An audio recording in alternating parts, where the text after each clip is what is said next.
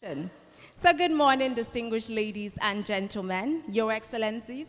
Policy name is Ehibo Success Ivy, and it is both an honor and an incredible delight to be serving as your Master of Ceremonies and panel moderator for the Future Edo Conference 2026. Please give yourselves a warm round of applause. Thank you. Today marks the second edition of the Future Conference, an initiative of Walkfront Africa, dedicated to fostering conversations about the future of Edo State, Nigeria, and Africa at large. Through meaningful dialogue, collaboration, and innovation, this conference continues to bring together the people, ideas, and institutions shaping tomorrow. This year's edition is proudly the Edo State government and other valued partners, all united by a shared vision of preparing our society for the opportunities and challenges of the future.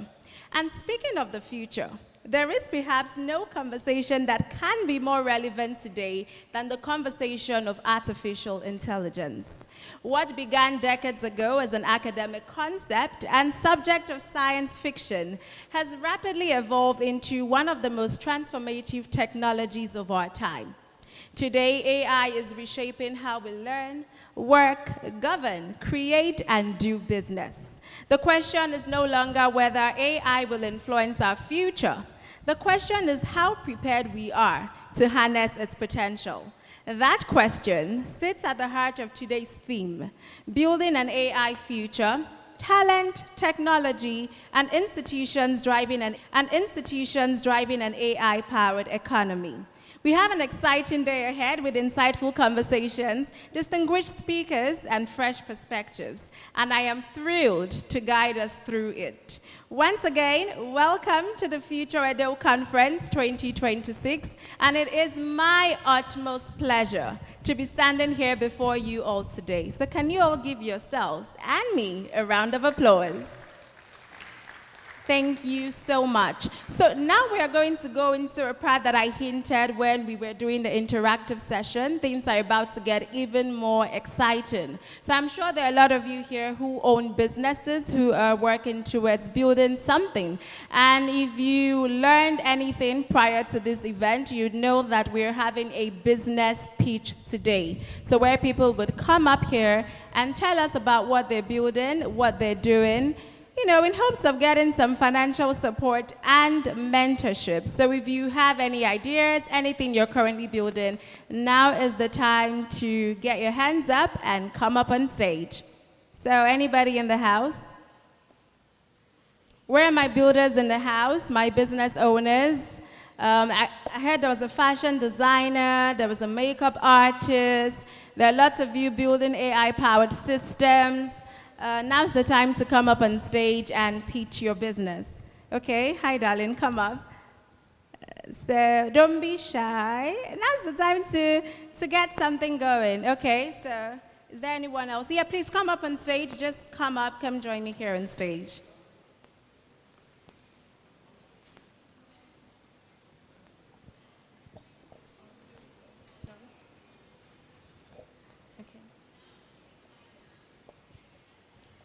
Good morning, everybody. Good morning, Ma. Thank you, Ma, for this privilege. Good morning, my president. Good morning, sirs. Okay, my name is... Good afternoon, everybody. Good afternoon, everybody. I'm John Confidence Bello. I'm John Confidence Bello. I'm a recent graduate from the University of Benin. University of Benin. Department Mechanical Engineering. So quickly, I want to talk about area. And so what area?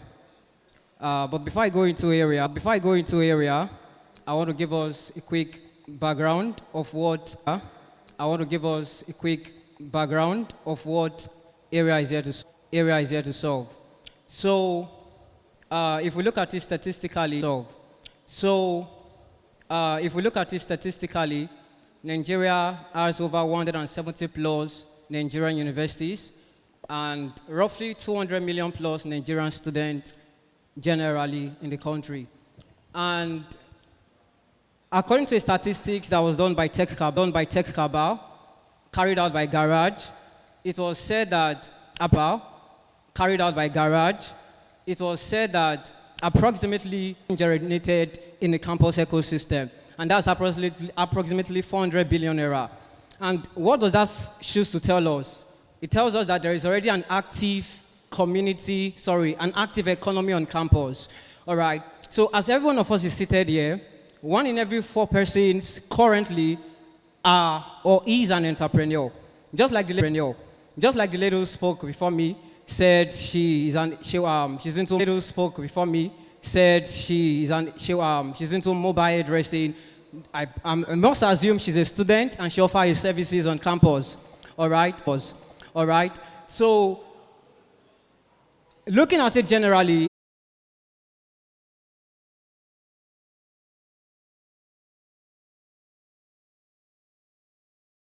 as an entrepreneur, and then you can list your goods in it. And so someone is thinking, how then does AI wants to help us here? As an AI and a machine learning engineer, there are 3 AI features we are putting into area to make the system very solid. The first is the AI store builder. The second is the smart search engine for discovering goods. And the last is the Ask area, which is the conversational chatbot. All right. And so currently we have over 200, and we are also choosing to launch with 1 campus, and which is definitely the University of Benin here. So, post of you. I mean, many of us who are entrepreneurs this morning have gone to our startup WhatsApp status, and you've released.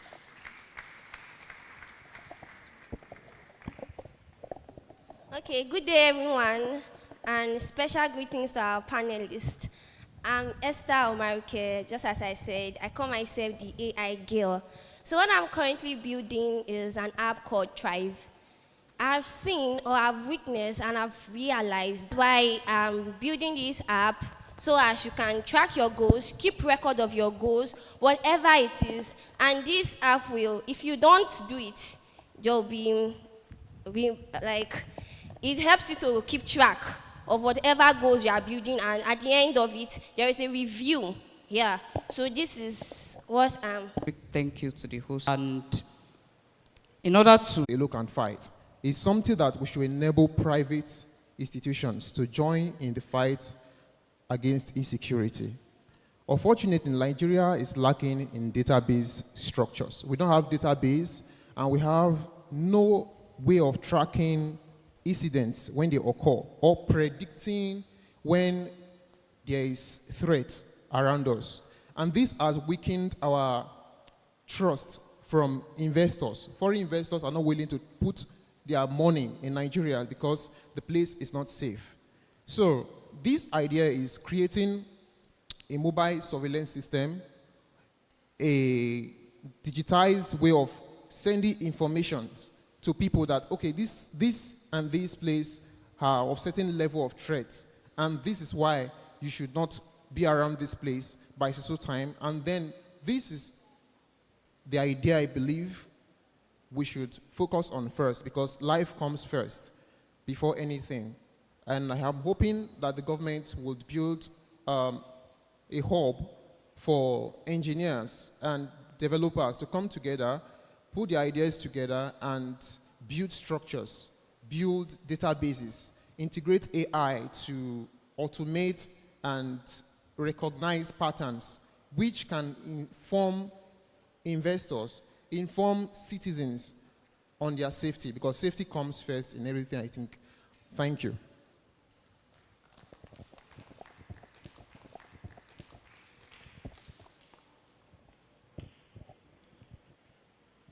Good afternoon, sirs. Good afternoon, ma. And good afternoon, great students of Unibank. My name is Frederick Helimianga Joy. I'm an ND holder and also a 300 level accounting student of Unibank. Sorry. And I'm a fashion designer. My brand name is Ace Culture.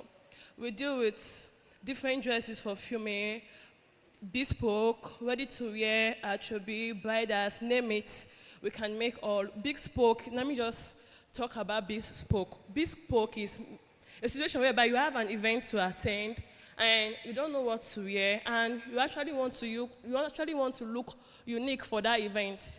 You don't want to look same as anybody, so you can actually contact us, tell us what you want, like what you want to create, and we'll actually make that for you effortlessly. And for ready to wear, we'll make free clothes. You can wear comfortably when you want to go out. You can wear them comfortably without feeling any discomfort. And talk about attribute, talk about going to an event, you are among the bridesmaids and so on. We'll make beautiful outfits for you that makes you echoes elegance when you step out. Thank you very much for this opportunity, ma'am. I really appreciate. You should actually be thanking more the organizers, Walkfront Africa, and our panelists each other. So maybe you could go back and thank them.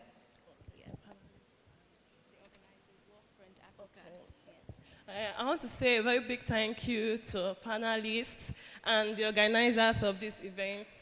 It's really amazing to be here, and I'm excited to be here to learn about how to use AI and to incorporate it into my business. Thank you, Ma, SUG President. Thank you very much.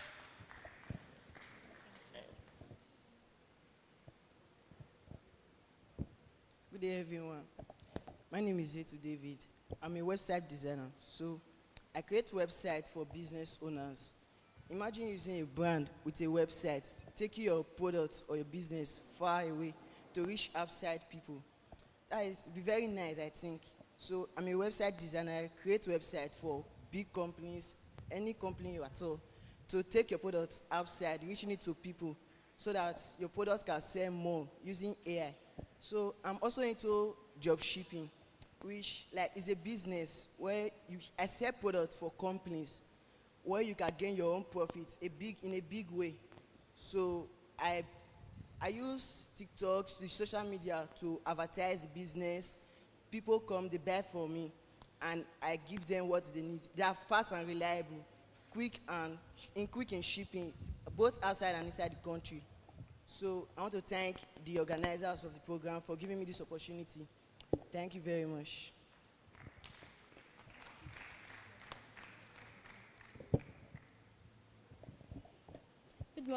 Good afternoon, everybody. Good afternoon. My name is Lily. I have a brand. I sell perfumes, and it's called Lily Scents. So I make and sell oil perfumes and other perfumes, and I can give you perfume that suits your taste and your style and the event you're wanting to go to. So thank you, organizers. Thank you, everybody, for this opportunity to tell you about my business. Thank you very much.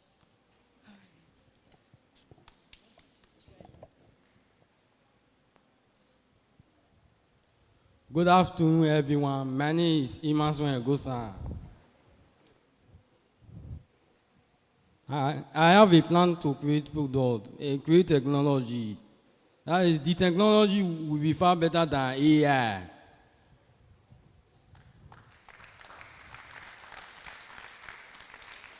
Thank you. Thank you for the opportunity.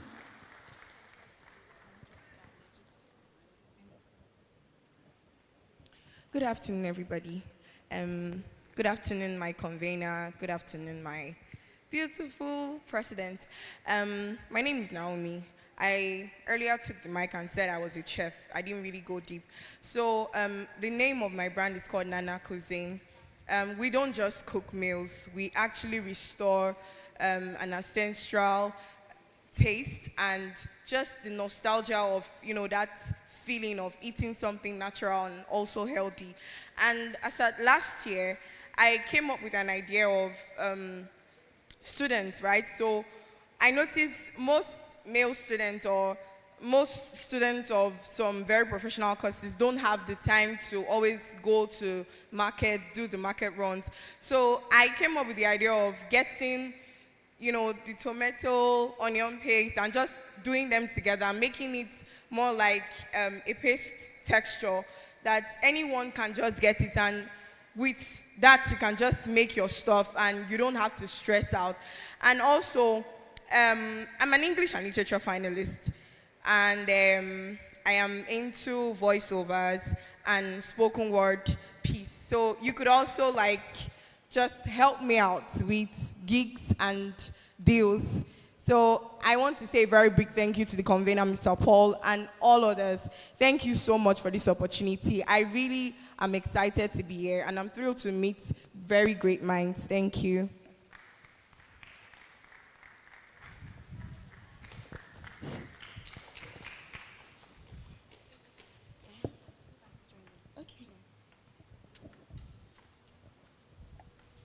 Right, so as the contestants and pitchers were talking, the CEO of Walkfront Africa, Sir Paul Ofoni, would like to address a concern. So you all keep your ears open. Mr. Paul. Good afternoon, our young CEOs. Someone introduced himself as a CEO this afternoon. Can we put our hands together for them? Business pitching, it's not familiar or common in this our environment. And I was expecting that most of you would have gone to prepare yourself very well. It will interest you to know that the panelists for this business pitching section are not here in Nigeria. They have logged in the moment we started live streaming. And my attention first was drawn to the fact that some of you were moving your body too much while they were watching, and they weren't communicating, or you were not communicating to them properly. And secondly, while you were pitching your business, you weren't telling us, or this person observing now, what your business can do, how it can help your immediate environment, why a business investor can invest money on your business, the number of persons your business can serve, the lifespan of your business. These are some of the informations that needs to be shared when you are pitching business. I want to see if we can request a minute each for every one of you. If you can take that call again, I have sent a message, and see if we can have a minute each and see how you can do better. It's an opportunity for you, and this opportunity doesn't come too frequently. So I want you to take advantage of it and make the best out of the 1 minute you'll be given again to tell us about your business, how much investments you need for your business, and how many persons your business can employ, and the lifespan of your business as you may have proposed it. Thank you very much.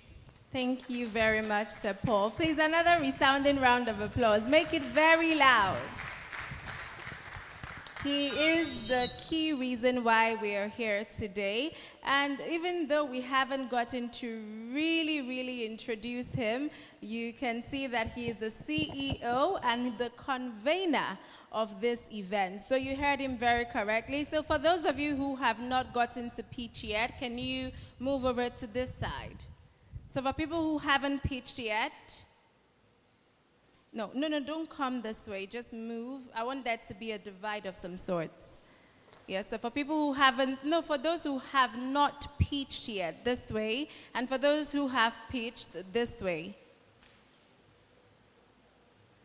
Okay, so where are the persons who have pitched? No, just move closer. Look at my hands.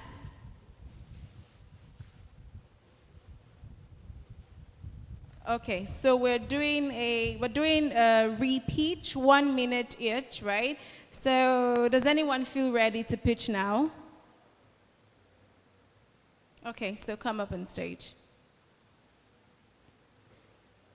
So you heard him. Let's talk about what your business is, who you serve, how many persons you can employ. In fact, if you're talking, I'd rather you talk about hard figures, right? So give us statistics. Tell us the research you've done into the market. Tell us, I mean, it's completely optional. I can see your face, but it's nice. That's what makes a well-rounded pitch. So people understand exactly what they're getting into when they're investing into your business. So are you ready? Okay, so he's ready. All right. A round of applause for him as he gets to start his speech. Good day, everyone. My name is Nusa, and I'm the CEO of Nusa Web Agency. I'm an AI web designer. I design websites using AI and sell it to customers. And I also created an lead finder, like an app that I created an app that finds. I created an app that finds leads, like for web developers.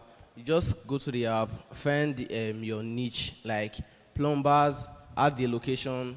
The AI will scrap data of companies that don't have websites and add their phone numbers. Then you can reach out to them, offer your service, tell them you've used a website for them, and they should be open to work with you, or they should see what you've built for them. If they're interested, they'll work with you. And I also created Nexa Growth Lab that tracks your progress and stuff like that. All right, that's all. Thank you. Okay, so I'll just help him with a bit of a summary. So basically what he has created is an app that assists you with cold calling. So cold calling is essentially getting numbers of businesses that might need your services and reaching out to them, telling them the service that you offer. So as opposed to just going on social media or going on Google to just finding random numbers, he has created an app that helps you to find businesses that specifically need that service of yours. So instead of you doing it manually, his app has been able to help you do it digitally. And I'm certain it's with the use of artificial intelligence. So please, a round of applause for him again. Thank you so much. So who's next? Who's ready to pitch? Okay, there are a lot of ready hands. Okay, come forward, please. Thank you. Good afternoon once again to the organizers and to our guests. So quickly, this time around, what is AREA? So for everyone to understand, AREA, it's an AI-powered student campus platform, all right? And so what does it do? Or who is it built for? First of all, it is built for student entrepreneurs, all right? Or vendors or entrepreneurs who offer services or sell products in and around campus environment, okay? So why do we do this? All right, we understand that there is already a growing economy on Nigerian campuses. Every single day, there's one student out of 4 that sells to another person, all right? And one of the gap, or the issue that we found in is that there is the gap of discoverability and there's the gap of visibility. Many student entrepreneurs, one of the places they use is to leverage their businesses on his WhatsApp statuses, word of mouth, and that has given them a low reach of customers and everything. So this is why we are building AREA, and our target audience are for students. We are here to empower the campus. Yeah, the time is up. Yeah, but I'm sure you all got a hold of what he was trying to say. He gave a pitch earlier, so I'll help him do a summary. You all should tell me thank you.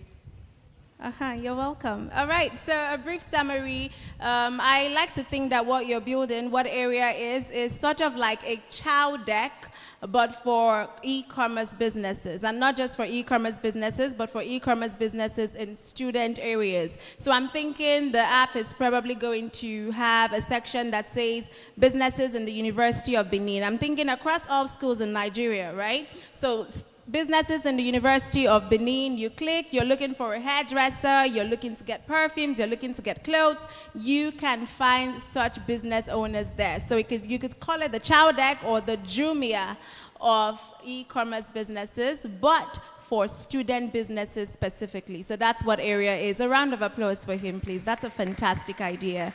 So who else is ready to pitch? Okay, 1 minute, so try to make it as concise as possible. Thank you. Good afternoon, everyone. Good afternoon, sir. Good afternoon, my SUG. Good afternoon, sir, for this privilege. So yes, hello, everyone. I'm Israel Demudia, and I'm the CEO and the co-founder of the Problem Solvers. Yeah, the Problem Solvers is a student-led team. The Problem Solvers is a student-led company, and one of our yardstick products is called Scholar. Scholar, your academic companion. Scholar is basically your all-in-one student app. Now, someone will be wondering, what is Scholar? What did it develop? So I can remember my first day in this school, our first period in this school. I just entered Uniben main gate, and everything was just confusing and blur. Like, I did not know where to go to.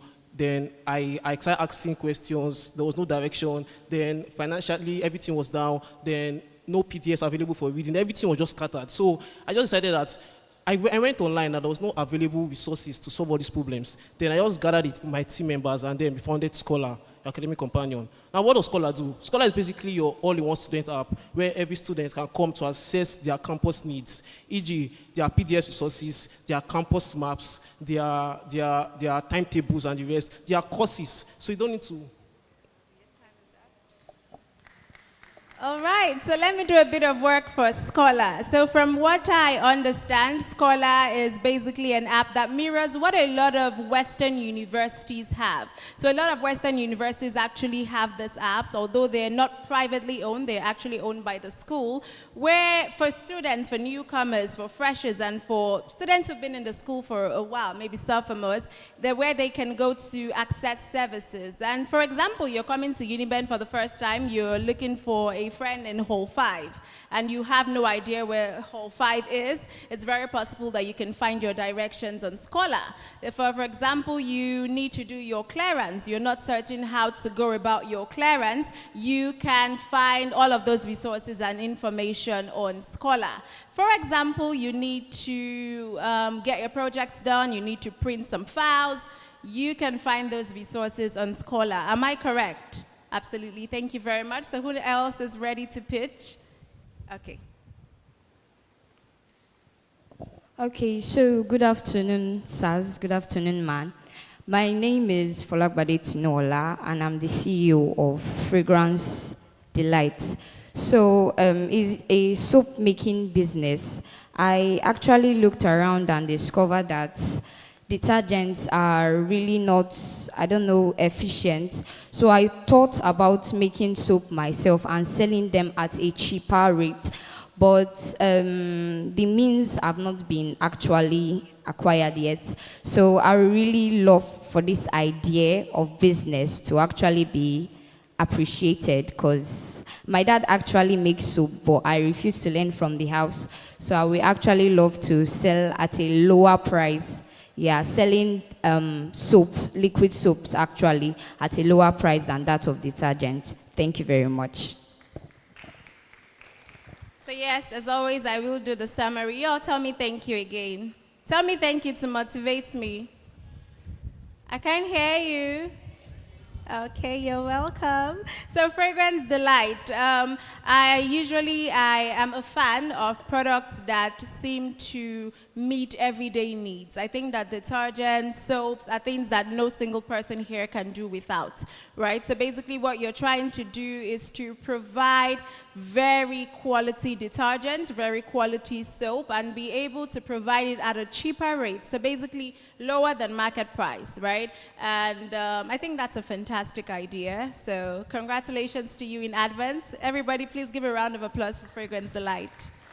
But although when I heard about it, I thought we were going to be talking about perfumes because there's fragrance behind the Delight. So does that mean that your soaps are very sweet smelling? Okay, so Fragrance Delight, congratulations in advance. So who else is ready to pitch? 1 minute. Okay, I've got a pretty girl. Come on. You all give her a round of applause. Okay, I already explained what my business is about, so quick one. My business, the people that it's going to help is virtually every student on campus that don't have the stress or the time to do all the market runs.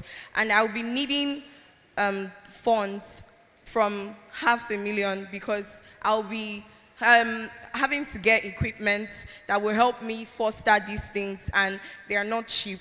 Then my brand can also help in employing people from like 8 to 10 because it's just something coming up. So I would love to just alleviate the whole unemployment thing with my brand.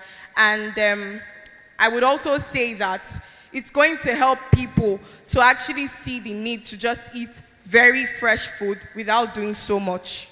Thank you. So I think that's fantastic. As always, I am a huge fan of brands that solve problems that we face daily. A lot of persons want to eat freshly made meals, but are unfortunately not able to, especially in the student environment where we are battling with classes and a host of other things, basically constraining our time. So I think your brand is doing something very fantastic and you should keep at it. So who else is ready to pitch? Okay, come forward. Thank you. Good afternoon, everyone. A special greeting to the convener and honorable bodies. I am Prosper Omidayo Omolaye, the founder of Smart Cycle, a student-led recycling initiative that helps students turn waste to wealth. In our society, we know most times waste are being dumped anyhow, and we at Smart Cycle, we are making this waste turn to wealth for you by bringing it to us, and we'll give you money for it to actually weigh it. And Smart Cycle business model is self-generative in the sense that we sell this waste to recycling companies that buys it from us, and we make our gains from it too. And also, in 5 years to come, we hope to be in 5 universities and at least impact to 50,000 students in Nigeria. Thank you. So that's fantastic. That is no mean feat. Green energy is becoming very important in the world that we are today. And I think that Smart Cycle, I think Smart Cycle is doing a very good job with not just turning waste to energy, because a lot of the times the waste that you want to turn to wealth are being bought by companies who turn this waste into energy. A lot of them also recycle them. We're making the environment cleaner. We're making people live healthier lives, and at the same time, making students wealthy. So I think you're doing really fantastic. Who else is ready to pitch? Okay, so. Okay, how many people? Okay, one person, all right. Good afternoon, everyone. My name is Yemfokai Samuel, an 100-level computer science student. So most businesses, they don't have a means of selling or a means of trading. So I'm planning on building an e-commerce platform called Trade Safari, whereby businesses can create their online stores, sell products to consumers, So I'm planning.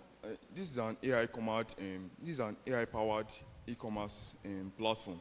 So whereby AI can do stuff like inventory tracking, automatic profit calculator, and other things that will make trading flexible for business owners. So I'm planning on making this a 2 version because I'm planning on making it a 2 version. Trade Safari and Safari Lite. Safari Lite is for students who have miniature businesses to help them grow and sell on campuses. While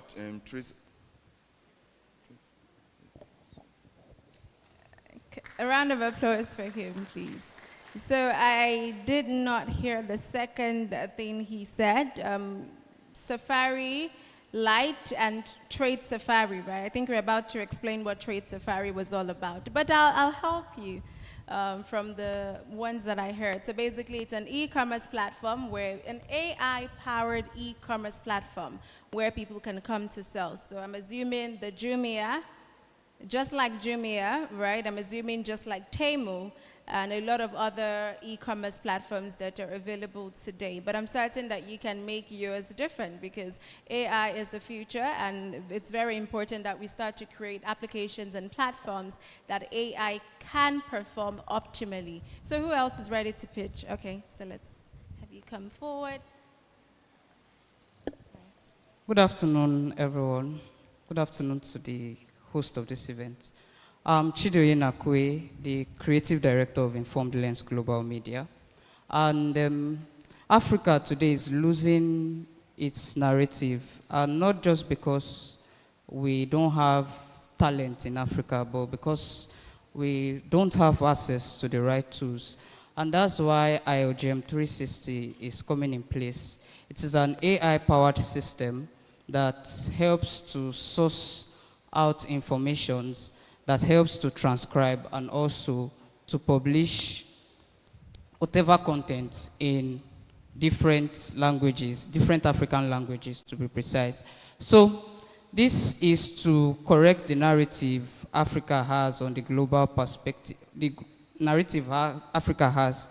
And also we are looking at this because who are those that needs this? Every digital media organization in Africa needs this.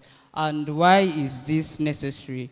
Because we have over 3,000 media outlets in Africa, and this is a gap waiting to be reached. Thank you. All right, a round of applause for him. Okay, so I like to think that you are trying to employ your skills as a creative director into creating a platform that can change the notion of how the world sees Africa. And I like to think that you're planning to do that. Where's he? I need to be able to be certain that I'm saying the correct things, right? And I like to think that you're trying to do that through content. So basically, are you just creating content, or you are trying to empower creators who would in turn create content for these digital organizations? Basically, right? That's what it is. Okay, thank you so much. So who else is ready to pitch? So, oh, okay. So I'll have him first. Good morning, everyone. My name is Midi Paul. I'm the founder and CEO of Nextpeer e-market. Now, Nextpeer is an e-commerce platform, an online retail store where you get to buy things online. Now, I'm going to list two problems. Number one, going to the market is stressful.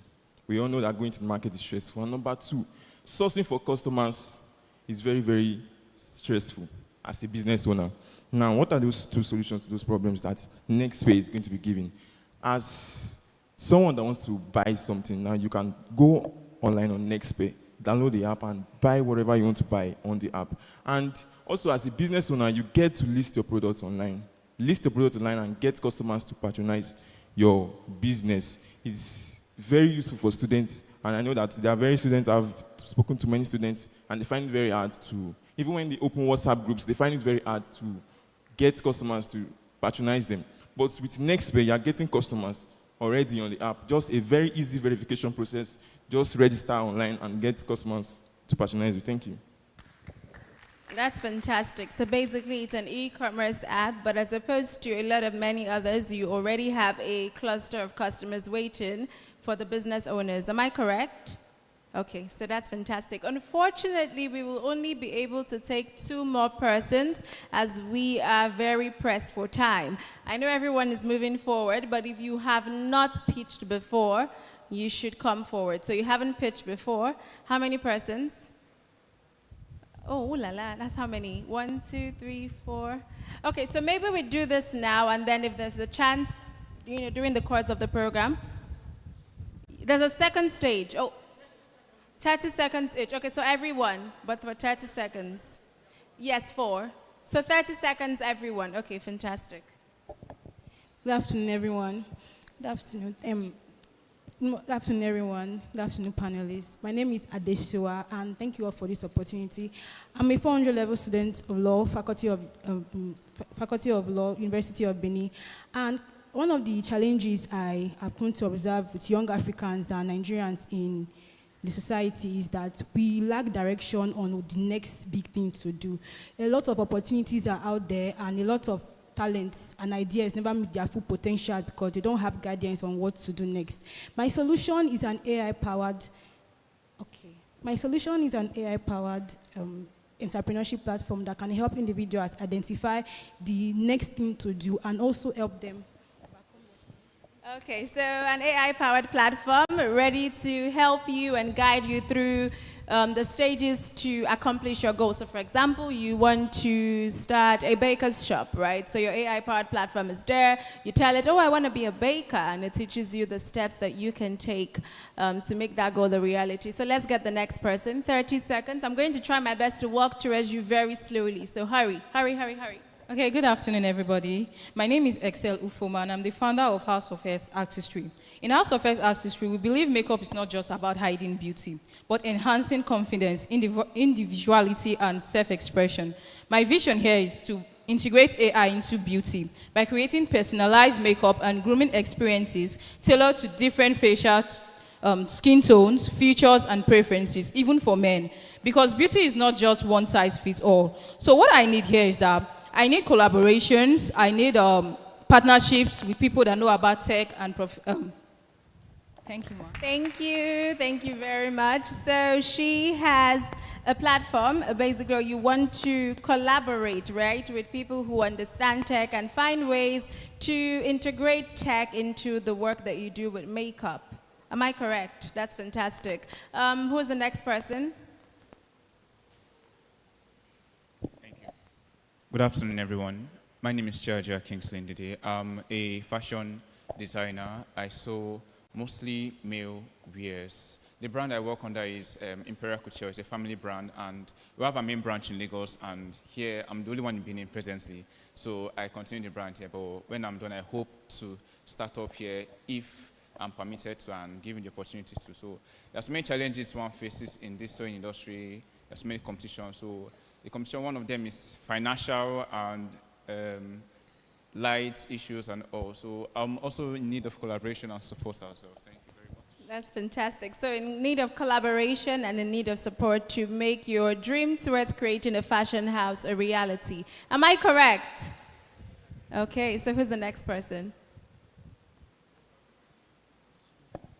Hi, good afternoon, everyone. Good afternoon, convener.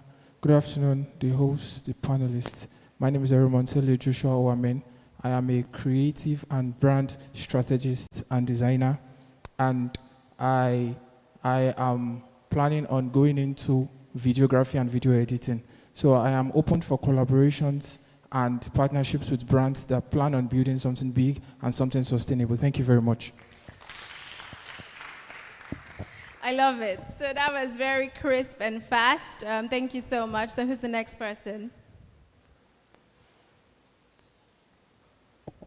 Good day, everyone, to my president and to all my co-panelists and to everybody. All protocols duly observed, all right? So a lot of businesses these days, they spend lots of hours, they spend lots of money on repetitive tasks that like data entry and stuff like that. So this is where my business come in. My name is Ugakpoti Njudoganerono, and I'm into AI automation. Yes, I'm an AI automation specialist. What I do is that tasks that to take your time, yeah, tasks that are repetitive, they can do day in, day out. AI, you can automate AI to do something like that for you, and yeah, that's what I do. I also run.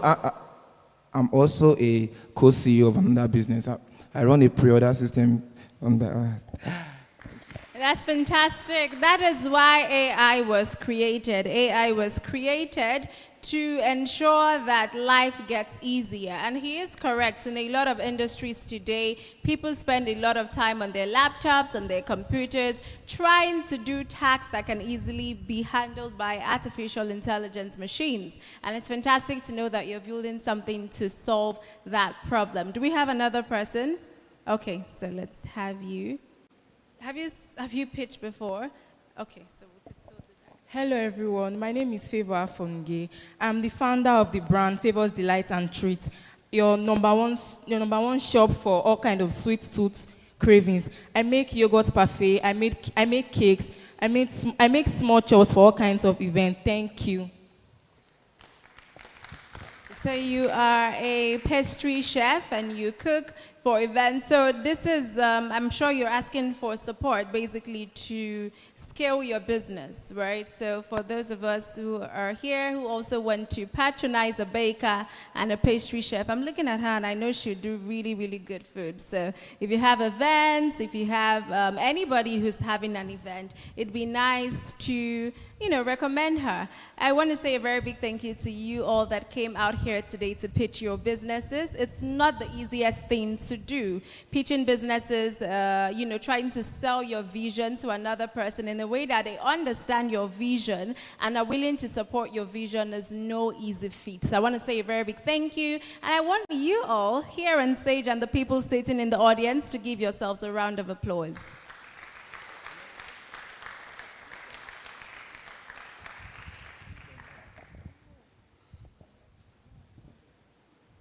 Okay, so we have one last person who will be pitching his business. So, yeah. All right, thank you so much. Yeah, thank you for the organizers. Thank you, Mr. Paul, for this opportunity. My name is Gospel. I'm the founder of Proline Group. I'm a business growth strategist. So I've noticed a problem, and I thought to provide a solution for that. It's for a mobility app, right? There are a lot of drivers right now that are complaining about the high commission rates that they are experiencing, right? They also have a challenge with their apps, inconsistency in the pricing, and that is something that we want to, help solve. And for now, I've built the prototype for that app, and currently, also, one of the things that we are going to do for the drivers that we are wanting to help them to is We are going to reduce the commission base because a lot of them are not able to, use that to take care of their business and their family and all of that. We are going to reduce that to like 5%, offline mode, riding, scheduling and all of that. But one thing I would just say is, so for us to launch this, we need a sustainable, income or capital that can help us launch this and for brand awareness. Thank you so much, and God bless. Thank you, Gospel. That was fantastic. We have one last person. I'm sorry. Have you pitched before? Oh, why weren't you raising your hands? Okay, hurry, please. 30 seconds, 30 seconds. The time. Oh, you're just coming. Oh, okay, so come up with the stage. Good afternoon, everybody. My name is Blessing Asunome. I'm a business owner. I have a background, which is Bosa Africs. I use any kind of materials to make bags, like something I'm holding. I can make any kind of bags, backpacks, school bag, and all of that. And it's something you want to look out for. Thank you. I am a very huge advocate of Afrocentric products, especially in the African market. We don't seem to be projecting our own very much. If you ask an average African today, they want to get a Birkin, they want to get something from Hermes, something from Gucci. I think it's fantastic that we get to see products like this. Come on stage and, put it out there. Not just for the persons who will be prospective investors, but for people here in the audience who'd like to give their friend, their brother, their sister, a product from a Nigerian brand creating Afrocentric products. So you are doing fantastic. Thank you so much for coming here. So we have, hey, I've been saying one last person 1 million times. I'm so sorry. She's looking at me. She's giving me side eye. So I have to let her come up on stage. 30 seconds. Let's hurry. All right, darling, you can go back. Good afternoon, everybody. My name is Lily, and I have a business. My brand name is Lily Scents. I make perfumes, and over the past 3 years that I've been doing the business, I've been able to serve more than 200 customers, 200 people. And I just recently started doing oil perfumes. Sometimes you will not want to smell like your neighbor, so you would want something that suits only you.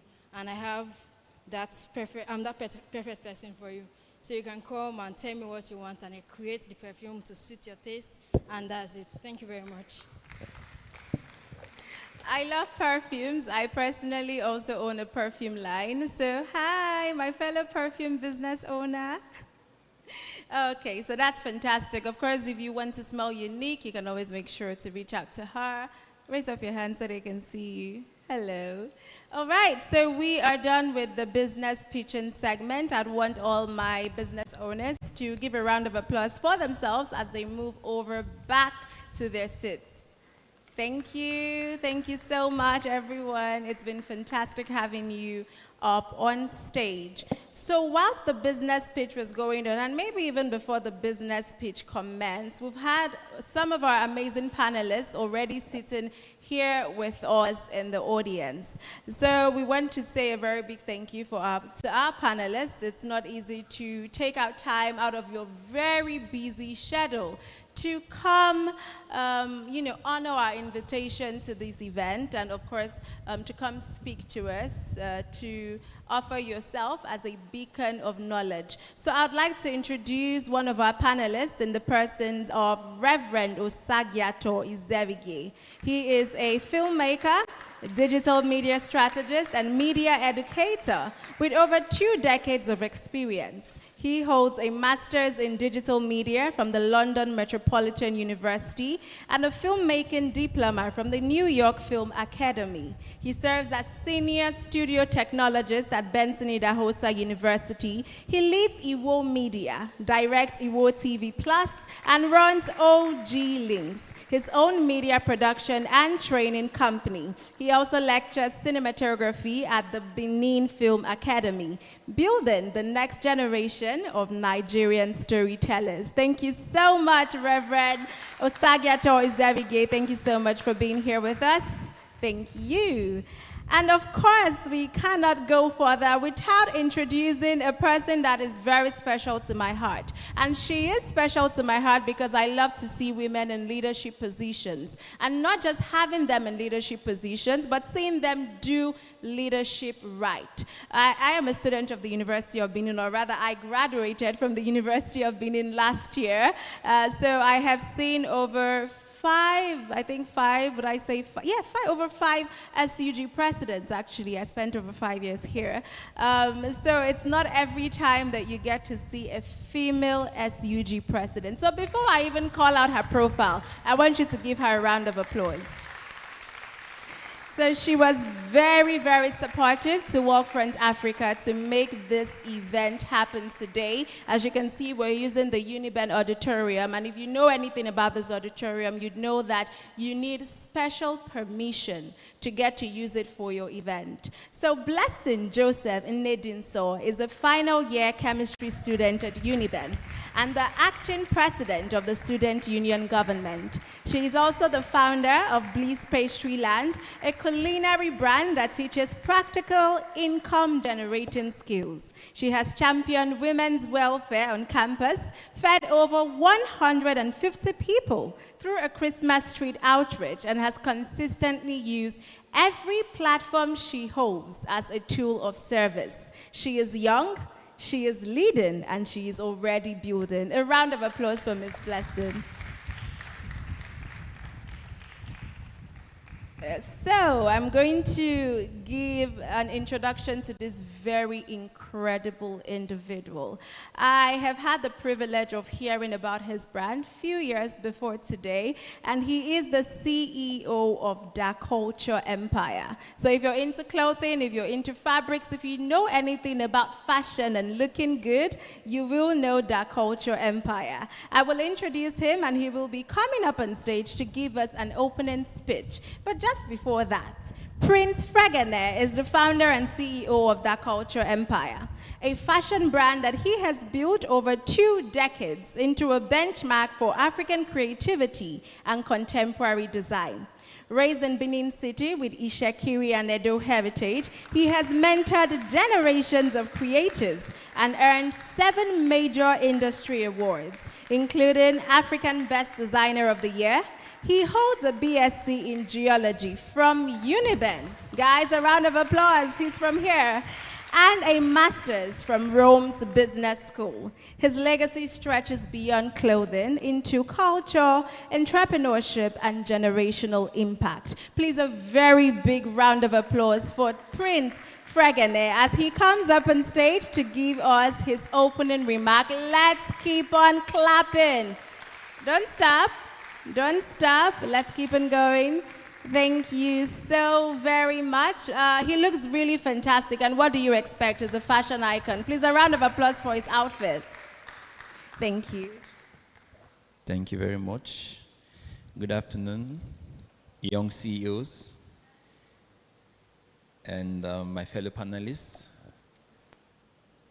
It's a delight to be in your midst today to talk to the next generational leaders, the future of the nation.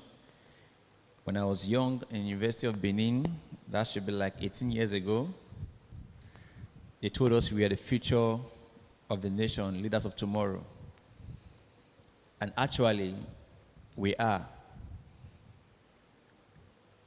Because we are creating our own world. And I believe every one of you taking that bold step to pitch for a business idea and not waiting for the nation to determine your destiny. I want to congratulate you guys, and I want a sounding round of applause for all of you.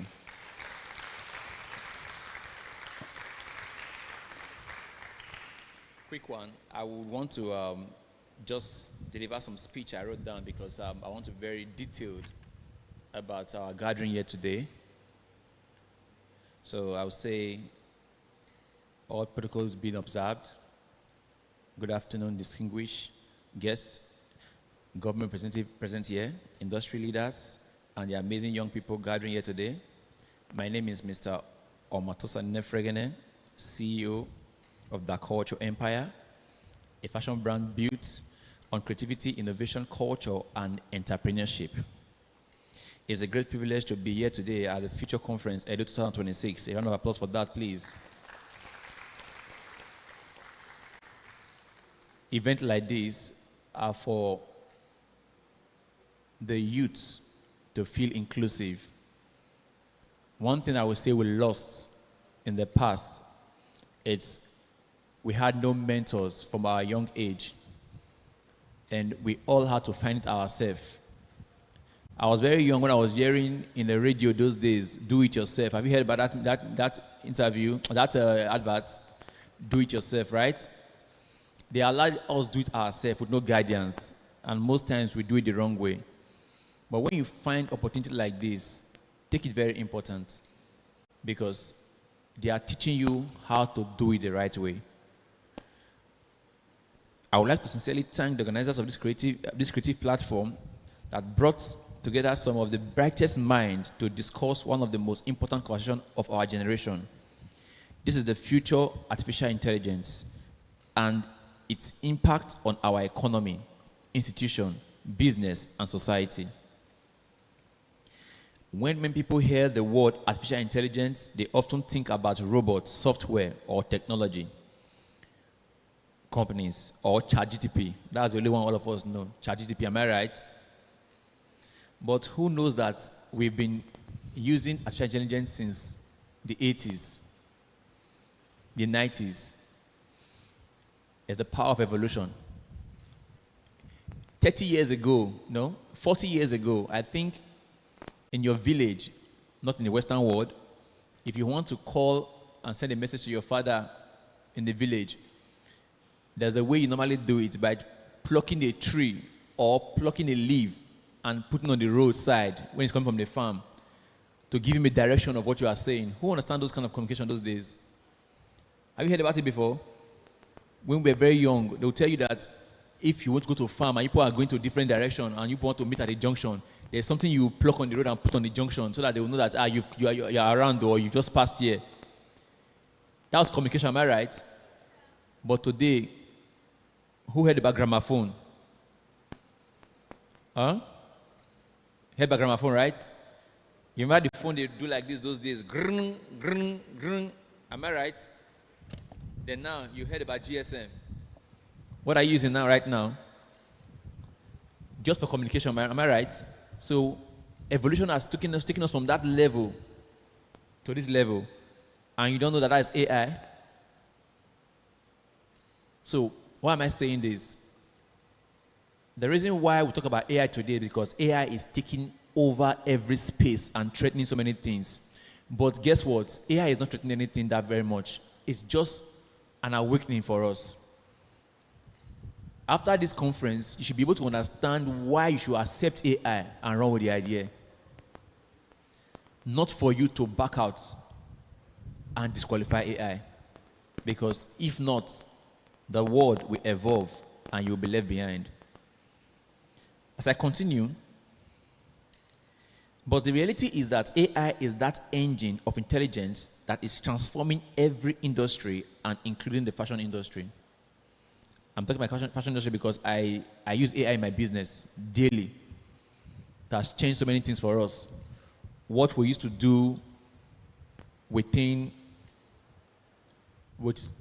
hours, in less than 30 seconds, I can achieve it with AI.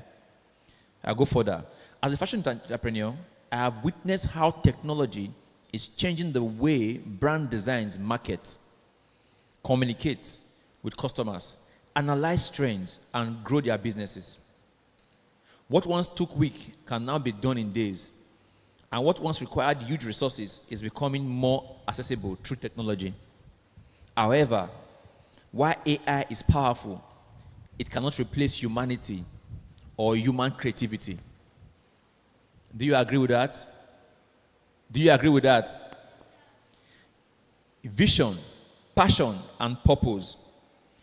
Technology may provide the tools.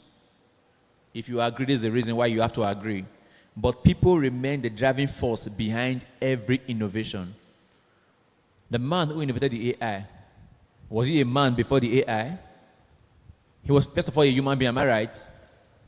So if humans are the one innovating this AI, so I guess AI cannot eradicate humans totally, except those who have failed to embrace this vision and this new trend. Am I communicating? However, while AI is powerful, it cannot replace human communication, vision, and everything that I passed there. And I said, okay, that's the reason why we are at this level discussing AI as the future and as a talent technology institution driving trend in the market today. So it is very important we understand why we must accept AI. Not just to accept it. We need to know why we must accept it. Let's start talking about talent. Every great innovation begins with people. Like I said just now, before there is a machine, software, or artificial intelligence system, there is a human behind it. Today, many young people are worried that AI will replace jobs. I believe the greater risk is not AI itself. The greater risk is failing to develop the skills needed to work alongside it. The future belongs to people who are willing to learn continuously, adapt quickly, think creatively, and solve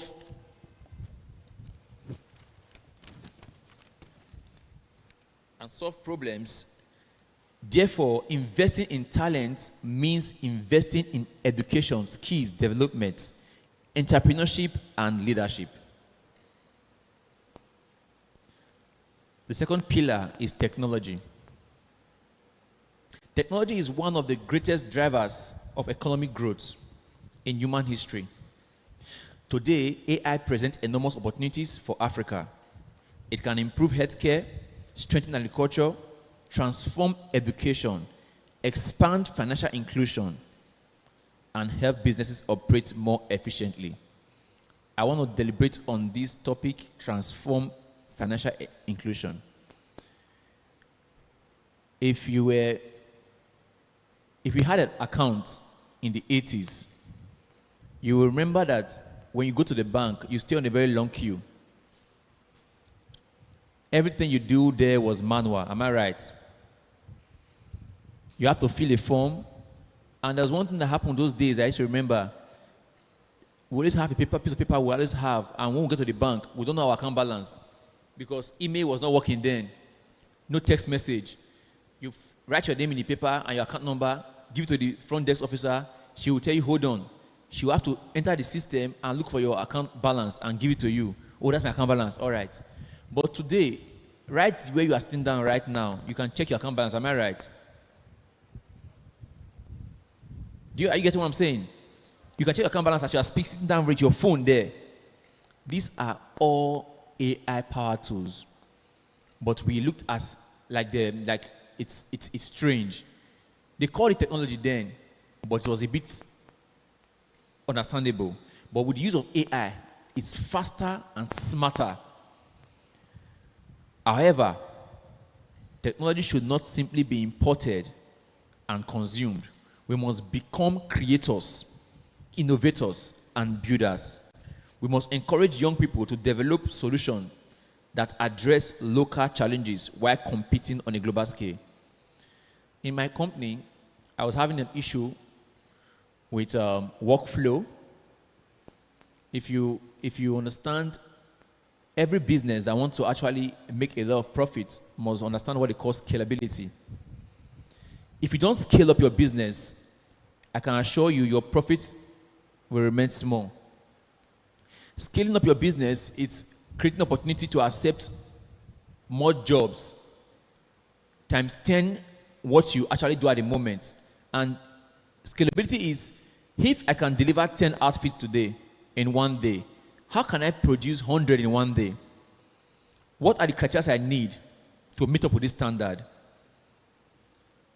The next thing I did, I discovered the problem in the office. I said, okay, we need to build a software that is tailored to solve the problem in the cultural empire. And let me tell you something. The software we built was not tailored for any other brand. It was particular for our company. We noticed the problem and the issues we found in our company, and we designed it to solve the problem. According to how many staffs in our operations, we created that portal for every staff. This was the use of AI. Now we can monitor our jobs, can sit down here and look at my system and know where every particular person's job.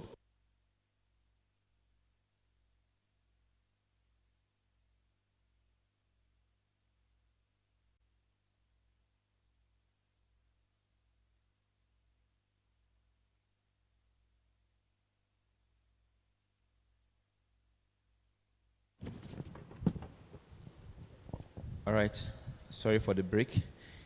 If that job is at the production stage or finished stage, I can tell you from here. All I'm saying is that AI has come to affect our day-to-day business transactions. It has come to enhance and empower our economy, and we need to accept. Furthermore, a third pillar is institution. Before I go ahead with this, before I came here today, someone saw my post about this event and he said, I'm done and tired of talking to the young youths and in this economy or the Nigeria as of now. And I said, what was the reason? This was the major reason he told me. The third pillar is the institution. Talent and technology can only thrive in an environment that supports them. So strong institutions create policies that encourage innovation. They build educational systems that prepare people for the future. They provide infrastructures, funding, opportunities, and regulatory framework that allow businesses and entrepreneurs to grow. Government, universities, private sector organizations, and industry leaders must work together to create an ecosystem where innovation can flourish. When talent is developed, technology is embraced, and institutions are strengthened, economic transformation becomes possible.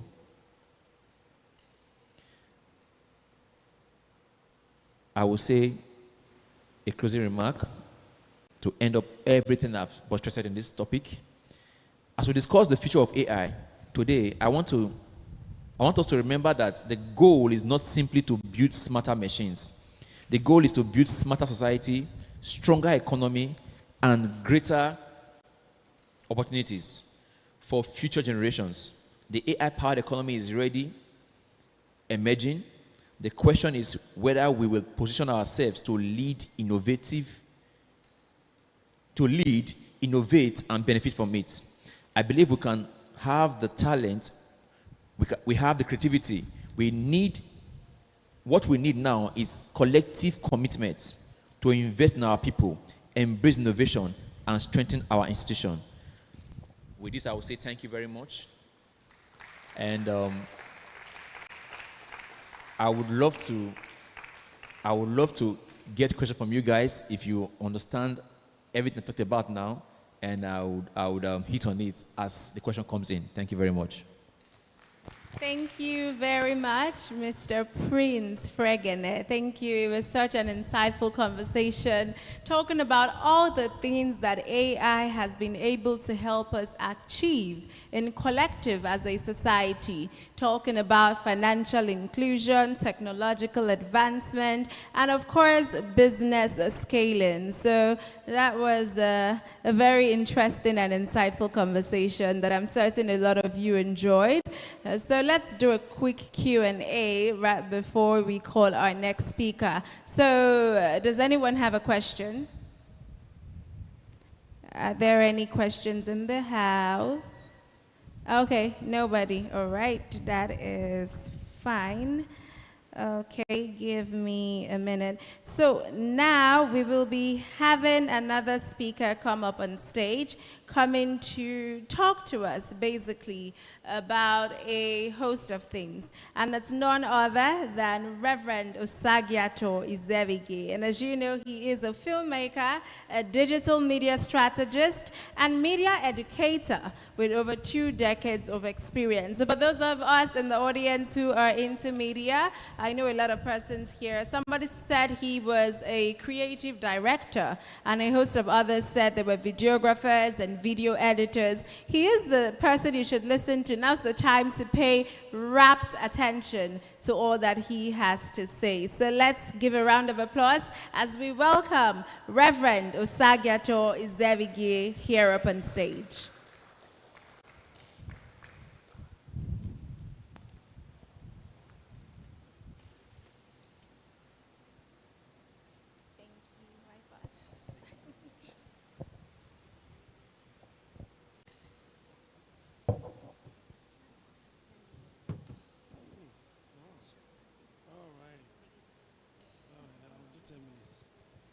All right, as you know, I've been introduced as a reverend, and the first thing is to say, praise the Lord. You know, God is everything for us. If you are seeing me and you are hearing me, you have the reason to thank God, because there are some people today that cannot make it here. So say, thank you, Jesus, because you can hear me. Abi? All right, I'm not going to talk too much. My senior colleague has give us the definition, you know, the advantage, the disadvantage of artificial intelligence. And I know that from listening to those guys that came to pitch, those of you that came to pitch, it shows that you have the you have the technical know-how. All right? The point here is that I was talking to the host earlier today. I said, the thought, the ambition that we have in our head, what you have talked about, what you want to do, is at running the situation we have in Nigeria here. Is at running the readiness that we are. You know, when you think of so many things in your head, but where you are is not ready to absorb it, to work with you. That's where we are in Nigeria. Because I can see from what you are pitching, you are way, way ahead of the things that is obtainable in the society.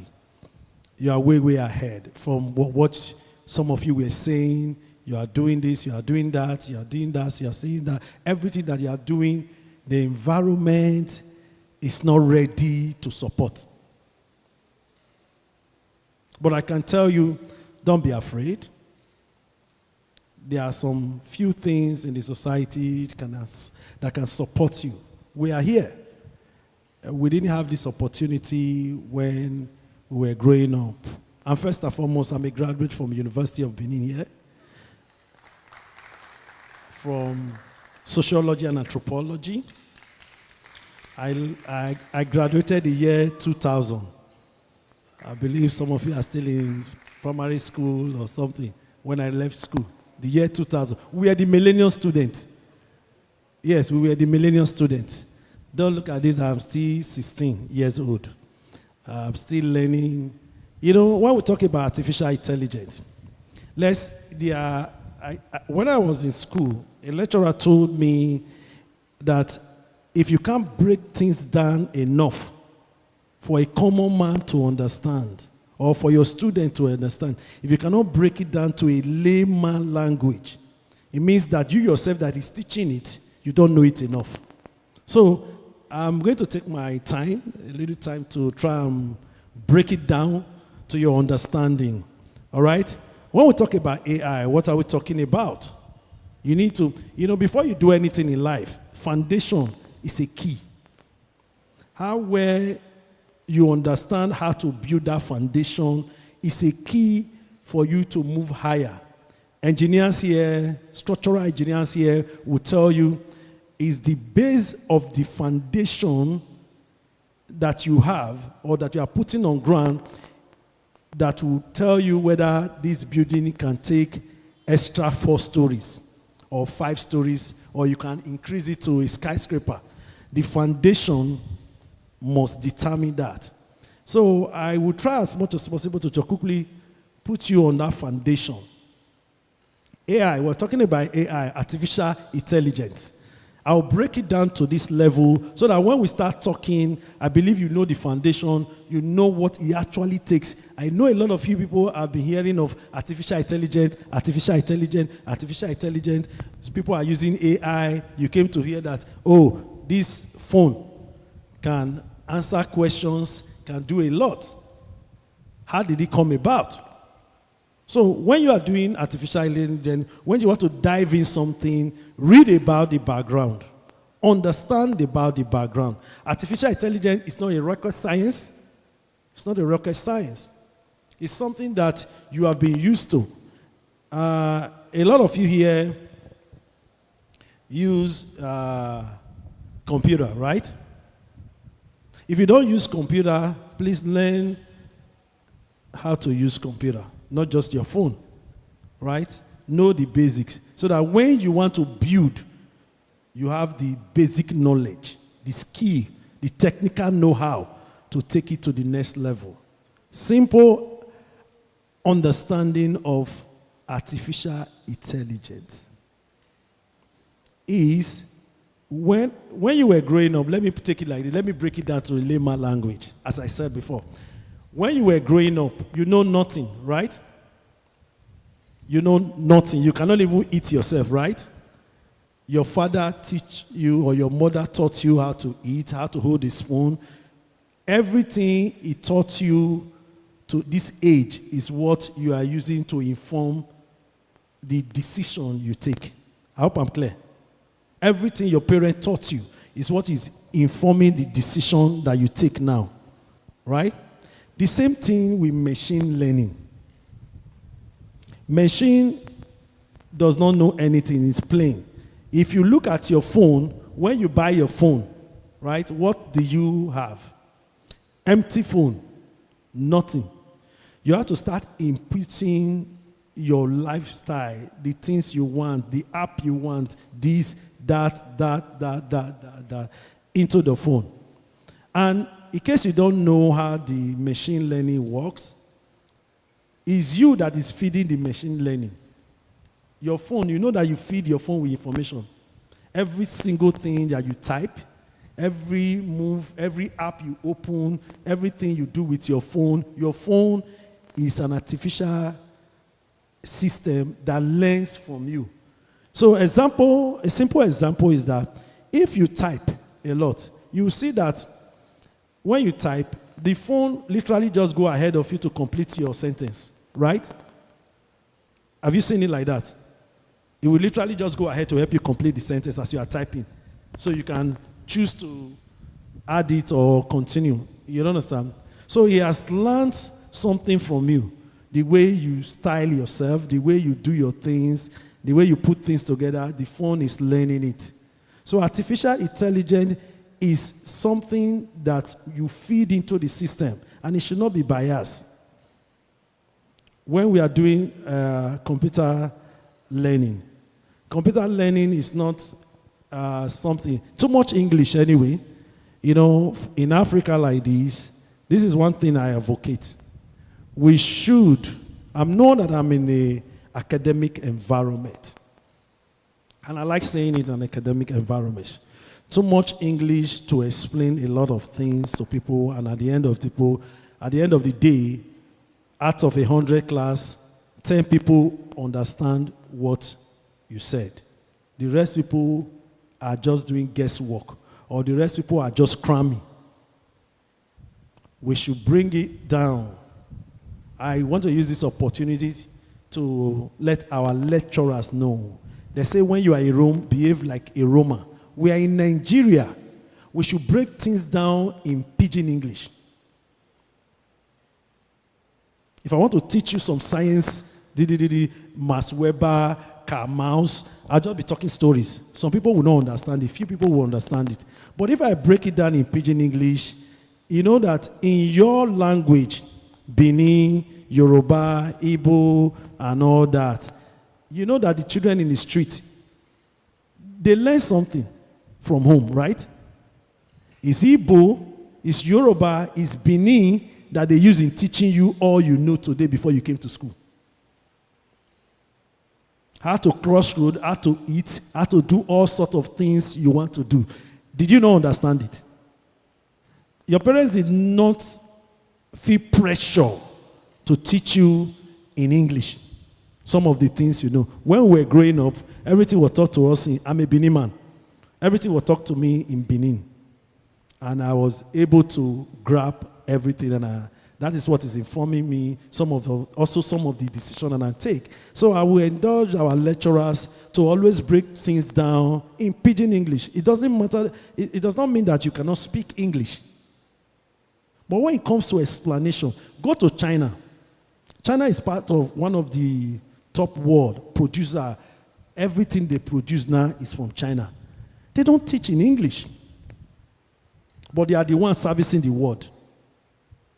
I hope I'm correct. You follow me. So it's not English. So don't let's use English to confuse a lot of you here.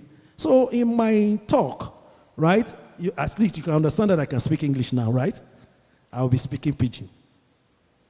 So as for you to understand me, and you get it faster. You know, if some lecturers want to come, they can speak English and speak English and speak English. This definition for this definition of that. Trust me, I was a student. You cannot get it all. But if I come, I begin to tell you in English that you understand very well, that the one you hear from the street every day. How many times do you hear professor breaking English, breaking so much on the street? The information you get more on this earth or this side of the world is pidgin English that you used to get every information you get. On the street is pidgin English. If you people that you see speak to correct English, and you only have 4 years in school, so, okay, let's say your secondary school plus your 4 years, 10 years, right? That's all you have. The rest of your life, you will learn from the street. So, to the artificial intelligence users here, I would encourage you to continue because that's the future of the next generation. So, take your time to learn this thing. If you are not using artificial intelligence machine at all, apps, AI apps, learn to use them, right? You know, when I was listening to the guys who came to pitch, some of you there, your problem or your things that you want to do, the same people that was pitching has the solution to your problem. I'm telling you. Some people pitch and some people have the solution to the pitch of those other people that pitch. Those ones that have business to present or you want to elevate your business, you need collaboration. The collaboration was also there speaking to you. I don't think you were listening to your co-presenters. Because if you were listening to your co-presenter, now maybe you can recall everything some of them brought forward. Think of the ones that you can collaborate with. Not just looking for, my business, I need 500,000 to elevate it to the next level. I need somebody to, no. You see this word? Before, in this side of the world, let's say this side of the world, because we don't have the system in place to help individuals who are technologically driven, that has the zeal, the potential. The system in Nigeria cannot help you that much. You need to strive, you need to fight, you need to move from one place to another. You need to give up a lot of things, pursuing your ambition. few of us can hit that target. The rest, he dies away and maybe he ends up driving taxi just to find a food to eat. Because his ambition is bigger than what he sees, and the system is not ready. Your ambition have outrun the readiness of your society. The society is not ready for the kind of mind or the thinking you have. So I will also, because I'm also in the environment here, I will also indulge that the university begin to look at a faculty, AI faculty. Not just computer science, AI. A course, AI. Put up a course, AI, to teach people this artificial intelligence that we're talking about here. So I would also add that those of you who pitch here, see how you can collaborate with your other people that pitch. Because I found that somebody says something, and the next person that came out has the solution to what the person also pitched. I was like, wow, these two people can collaborate. They can join forces. I knew that somebody came out and said he has a system that can help you sell anything. They sell something, and somebody else is there, want to sell something. Right? So look for that guy and say, come, I want to sell something. Because collaboration does not really need money. It's mutual understanding, agreement. Oh, this guy, he built a website that can sell stuff, or he has built a website that can sell stuff. You that are selling goods, you can say, okay, fine. Can I collaborate with you? At the end of the day, everything I sell on your platform, you take 1%, right? The other percentage goes to me. That's collaboration. So if I make any sales, if I have something that's, that works for both of you, you take some part, I take some part. So you don't need money. I know my lovely lady, I know her for years now, while he was in school here. Please, just 1 minute. I'll be done. Okay. All right. You understand? So I don't want to dive into AI. I can help you. I can do a lot of you. My co-panelist here has spoken a lot about it. Your ideas, your things, everything that you have, try. Maybe as we go on in questions you have for me or anything. I'm also a motivational speaker. I can motivate you to do. I can help you refine your idea. Tell me your idea. I will, maybe before you go, you have my number, you chat me up, DM me. We can discuss your idea. I can help you refine it. Seriously.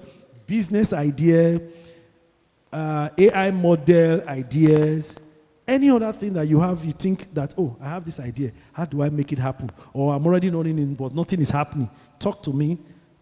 I would help you. God has blessed me with some key knowledge. You don't understand? I don't share my knowledge most of the time. Mostly to those who are around me. I help you. We can collaborate. You can collab to get some things done and help you in any way I can help. All right? You've heard my profile. I'm a filmmaker. I'm a media producer. I've done a couple of videos. I've done a couple of events. And I'm also a reverend. I'm a pastor. And I can help you spiritually. If you also need spiritual collaboration, we can help you. Not only just AI. Because before AI, there is God. Praise the Lord. Hallelujah.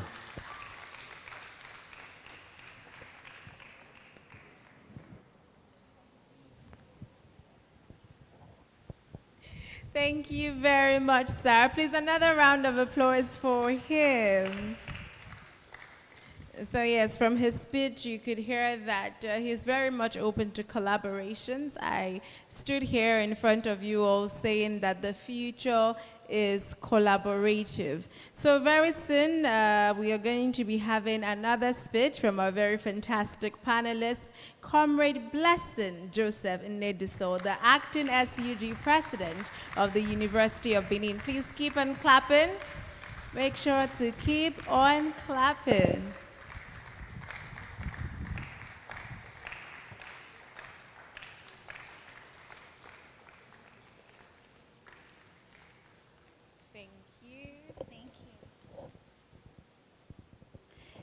Greatest Nigerian students. You guys are not great enough. Greatest Nigerian students. Good afternoon, everyone. Good afternoon, our panelists. Good afternoon, Mr. Paul, our host. And good afternoon to my mommy. She's not here, but I'll greet her in her absence. My Loretta, because of her, that's why I'm here today. And okay, I won't be here standing here to give you general view of life. I'll be giving you experience you would face while as a student going into the world. You might be thinking, she's still a student. Why does she want to give us knowledge going into the world? I can tell you that as a leader in this great school, I've been opportuned to see one or two that you have not seen. One or two that will expose you to life itself. A lot of people are waiting for after school. What should I do? After school, should I start business? Should I start content creating? Should I start one or two things? But I want to tell you that your life after school starts immediately you came into school. What you plan on doing in the next 10 years of your life starts now. If you do not start now, I bet you, after school, you will spend extra 20 years figuring what to do after school. So let me just give you some few experiences. There are so many areas in life you can dive into, apart from being a student, apart from going into business in quotes, because most people think the reason why I'm here is to learn leadership skills, to learn business skills, to learn AI skills. But I'm coming to put it to you that there are so many opportunities out there for you to learn as a student. Number one opportunity, let me just give you a brief.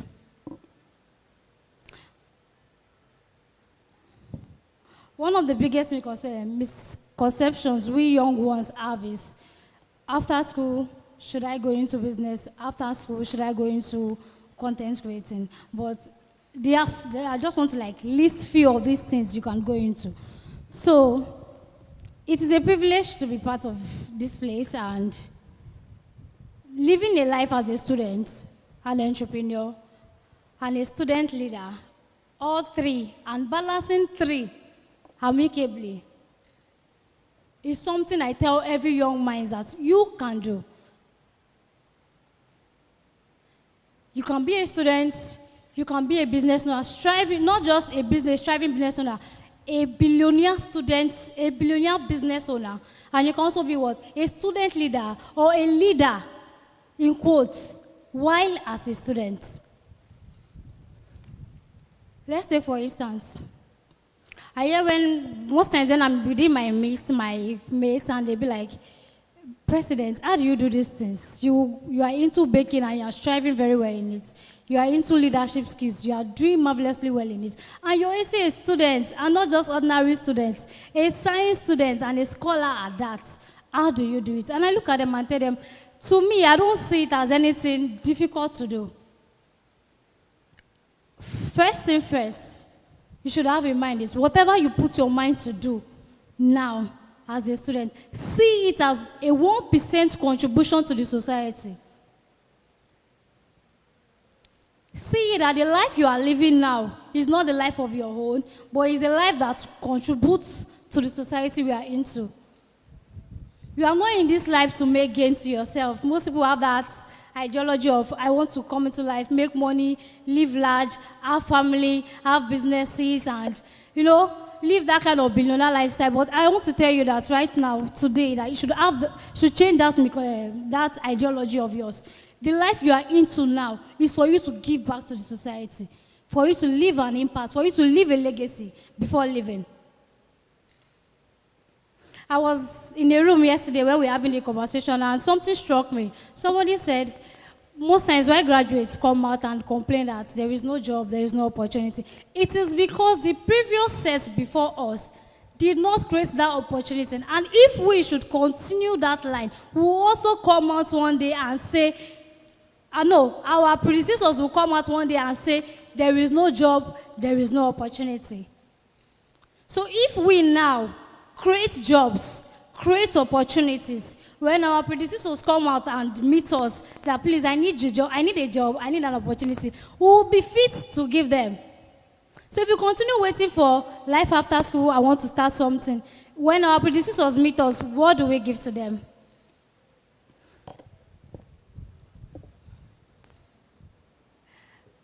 Your experience now as a student shapes your future.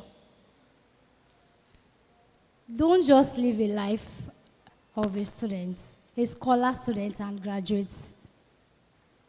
I'm a living experience to tell you that if you start today, if you start with a naira today, you become a billionaire tomorrow. And when I mean billionaire, I don't mean a financial billionaire. The life is more than the way we see it. Most times when I talk to young minds and they be like, bless you, you're always speaking in parables, we don't usually get you. I try to let them know that this life you are into now, you are here to leave an impact. That is my own rule of life. Come here, make impact, and leave. If you see me in another organization tomorrow, I am there to do what? Make impact and leave. So whatever phase you find yourself in life, make sure one thing you have in mind is leaving an impact. Most students will say, how do I balance becoming a student and becoming a leader or becoming a business owner? How do I incorporate these things together and still make a living? Balancing these responsibilities is not always easy. There are days when your academics will have deadlines, your business will have responsibilities, and there are moments when leadership demands require sacrifices.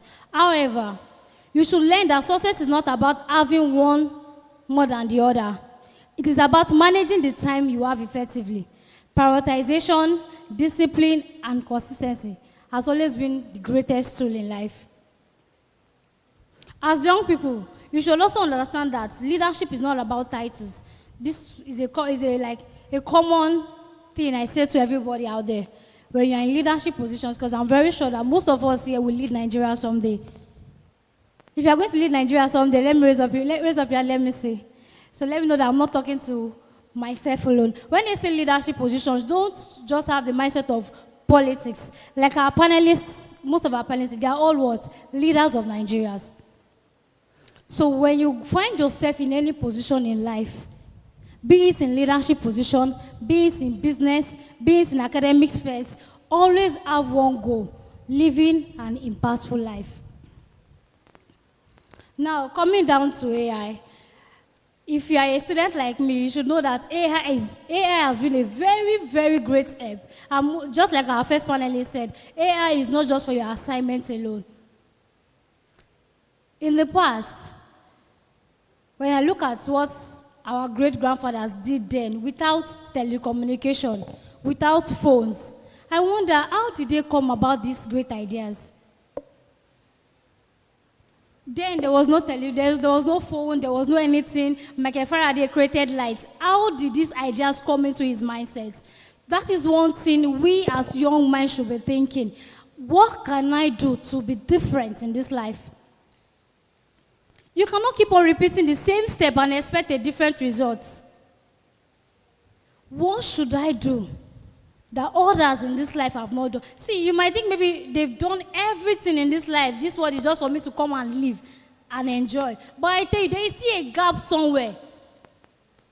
So I put it to you right now, from now henceforth, go outside, make good use of your AIs.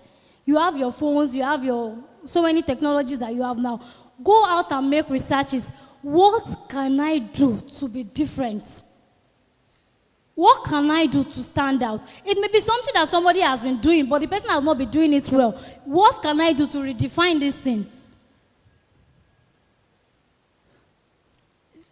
Let me take, for instance, myself. I'm going into the leadership position, and very soon you see me in grassroots politics in Ebonyi State, because I've been working towards it. I'm an Ebonyi State indigene. Thank you. So to me, my own experience, so far so good in leadership positions. I've experienced a lot of dishonesty in these leadership positions. Like when you meet certain persons and you think they are all trustworthy, then when you go into, like you get to know them the more, you know that one or two is actually going on in between this person. And I find it very, very alarming in our nation today that if young minds that we have now in leadership positions are doing such great things, when I mean great things, great crooked things, what will happen if they go into the world? If they go into the real key positions? Then I said to myself one day, Blessing, it should be different. You shouldn't be like others. When others are squandering money, you should tell them that no, we are not going to squander this money. That is one aspect I want to just go in leadership position. Somebody that sets things right. So within yourself, you can start thinking, this thing I'm about to do in life, this thing I'm about to venture into, what difference can I make? AI is just like, I don't know, it's covering the global world right now. I hear when most people say, especially designers, AI is taking our job, AI is doing this. I put it to you, AI is not taking any of your job. Instead, it's assisting you to be better. It will save your time, it will save your costs, it will save your energy. So make good use of this opportunity now. Anything whatsoever, like I said, any fair of life you want to enter, the moment you put it up to AI, and said, this is like the line. When I had my new business idea to go into food mats, I was just thinking, I was sharing the idea with somebody, and the person was like, okay, let me help you prompt something. And just like that, my vision, my mission, my ideas, everything came down. All I just did was to just go from one step to another, and that was how the vision came to our life. So my darlings, whatever decision you take in life now, take it very serious. Be it your education, be it your business, be it leadership positions. Take it very serious. The world is evolving, and I wonder why we as youth, we are not evolving. We still do the same thing our forefathers did. That is why we are getting the same results. You cannot do you cannot do the same thing and expect a different result. And that is why the AI is here for us. Make good, as fashion stylists, you might be wondering, how can I make good use of the AI? You see all this, the time you use in sketching, I've tried it online once. The time you use in sketching, just go online and prompt everything, the sizes of your customer. Prompt everything there, and it will come out. Thank you, ma. So this opportunity that has been brought to you, this knowledge, this wisdom, and all of it that has been brought to you today, I want you to make good use of it. See it as an opportunity to scale up whatever you are doing today. Don't just think this conference is just for those in tech, those in AI, those in automations. As a baker, as a caterer, as an educator, anything in life you are doing, make good use of AI. Thank you so much. A very big thank you, Comrade Blessing. I can see we are having a lot more persons join us. Welcome, welcome, welcome. Please take your seats. Let's give them a bit of time to take their seats and settle in.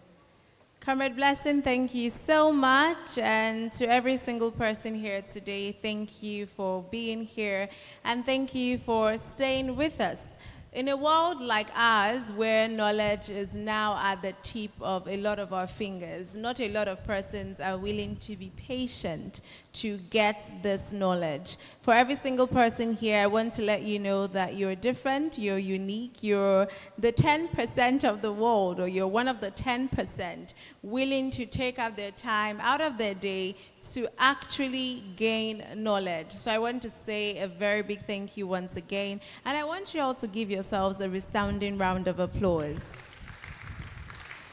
Thank you so much. So for the persons who are just coming, I feel like passing the mic to you all to ask why you're just coming. You are extremely late, but nevertheless, we are grateful that you're here. For the business owners, you have unfortunately missed the opportunity to pitch your business. You have also missed a lot of amazing speeches from our panelists. But regardless, there's still a lot that we have here for you all. So sit tight, stay tuned, and enjoy yourselves. Okay, is everyone settled in now? Okay, so I'm assuming everyone is settled in. We are about to get to a very high point in this event, and that's because our convener and CEO is going to be coming up here on stage to give us his remark. But right before he does, I'd like to give you all a brief introduction of who Sir Paul Ofoni is.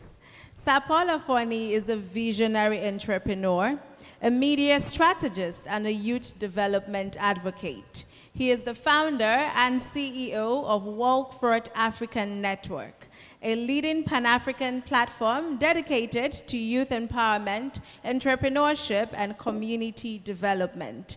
He is also the convener of the Future Conference, the Edo Future Conference 2026, the one that you all are here present for. He is the convener as well of the prestigious Best of Edo Award, two platforms that have become trusted voices for excellence and innovation across the region. Everything Sir Paul builds is driven by one purpose: creating spaces where leadership, innovation, and impact can take root and grow. And I want to say a very big thank you. And I don't want the hall to be silent. I want us to give a resounding round of applause as he comes up on stage to give us his remark. Yes, thank you so much, Sir Paul. It is a pleasure to have you here, and of course to see that your vision is what has been actualized today by having the Future Edo Conference 2026. Thank you. Thank you very much, Ivy. Thank you, Mr. Fregene. Thank you, Reverend Osagiato. And to every wonderful participant sitting here today, I want you to put your hands together for yourself. It is time to take the bold step. One thing I like to tell people is you can lead from behind. You don't necessarily need to be the one organizing programs like this, but when the opportunity hits at your front, you take advantage of it. So I want you to tell yourself, repeat after me, today, I can't hear you well. Say today. I can't still hear you loud and clear. Say today. You can do better than me now. I'm just one person here. You're 1,000 person over there, right? Now, say today, I take my destiny by hand. Every opportunity that comes my way, I will take advantage. Can we do that better? Say today, I take my destiny by hand. Every opportunity that comes my way, I will take advantage of it. If you know you are going to be the next Elon Musk, let me see your hand up. If you know you are going to be the next Benzo, let me see your hand up. The next Aliko Dangote. I don't want to say the next Da Culture because he's already ruling his world. He's doing perfectly well.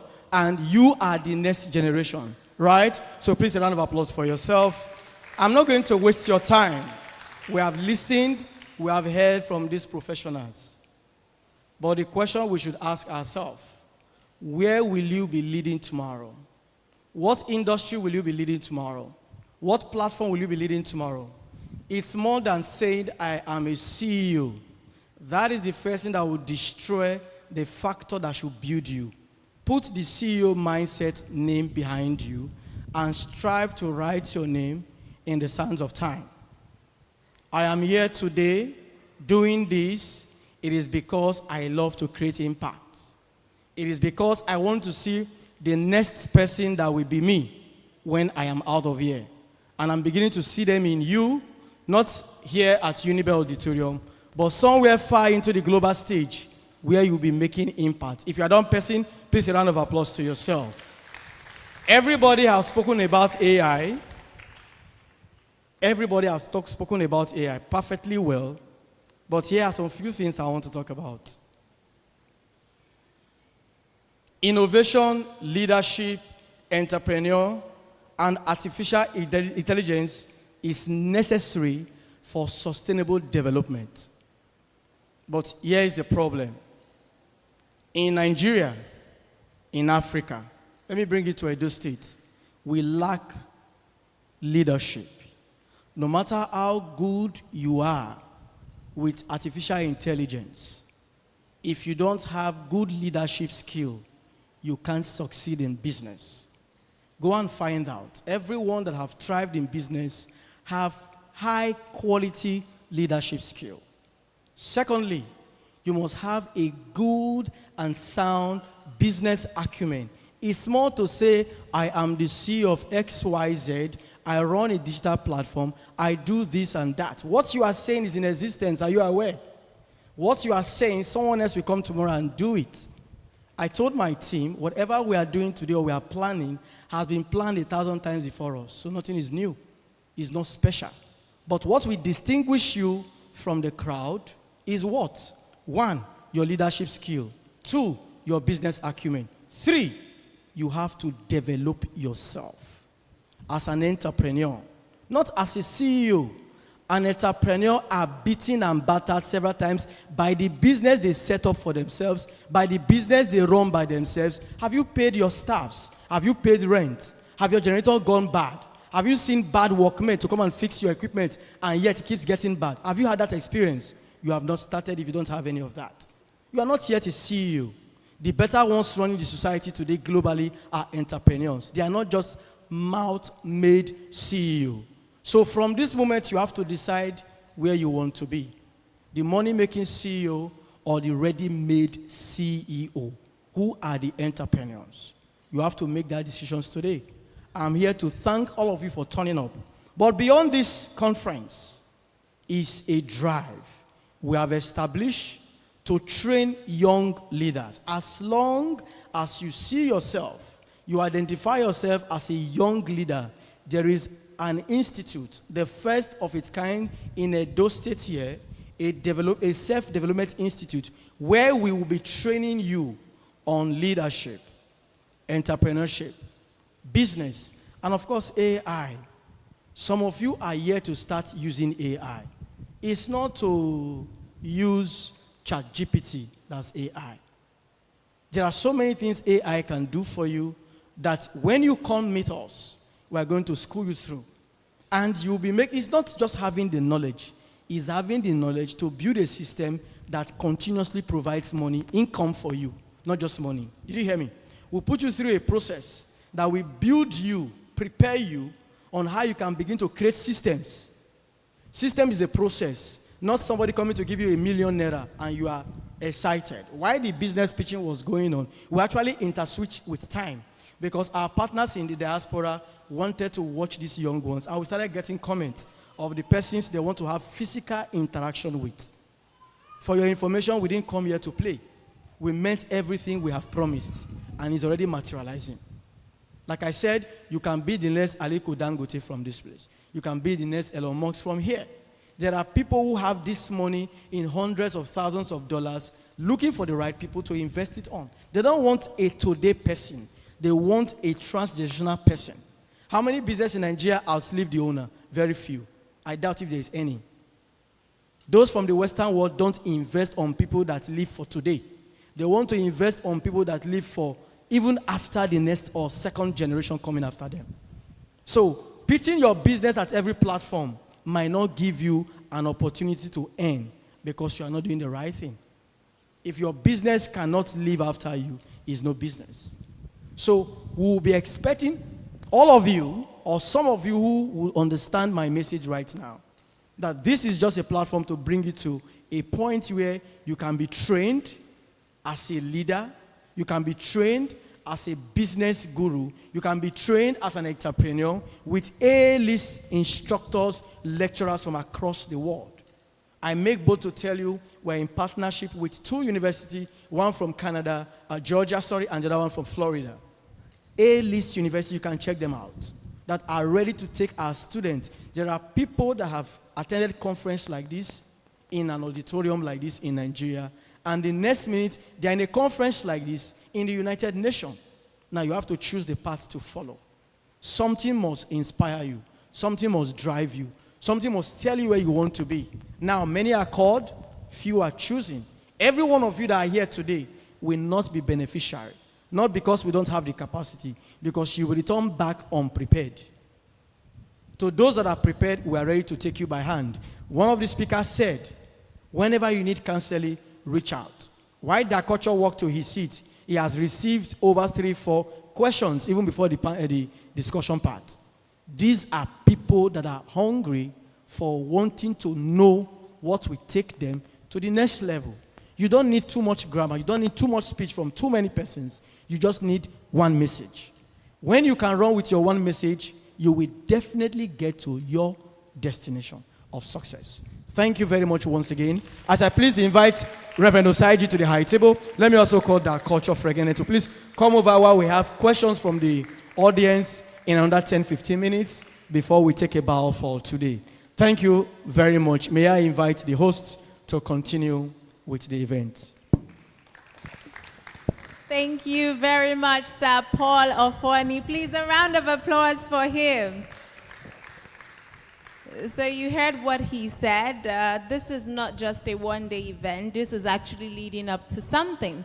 And it's leading up to having a bulk of you here present to partake of the Leadership Institute. So it's not just a Leadership Institute, it's also an institute for AI, for tech, and for everything that you need to succeed in this AI-powered world. And of course, for everything that you need to succeed in the AI-powered future.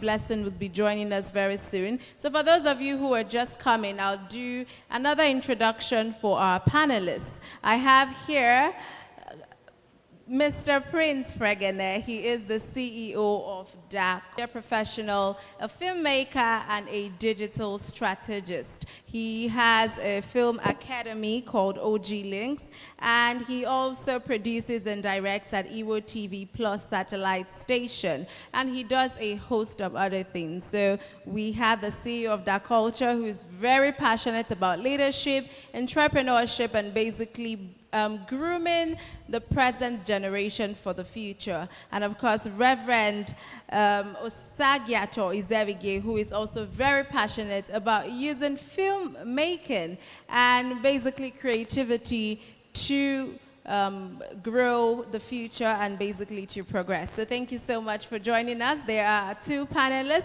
I'd like to also invite Comrade Blessing to join us up on stage. She's one of our panelists as well. And if you know her, she is the acting president of the SUG University of Benin. Thank you so much for joining us today.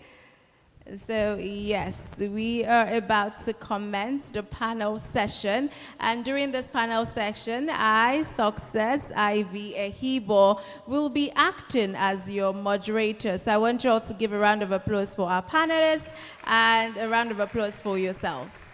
Thank you so much. So I will be taking a seat just beside you. Good afternoon, my wonderful panelists. I think we need to get the second microphone. All right, thank you so much. All right.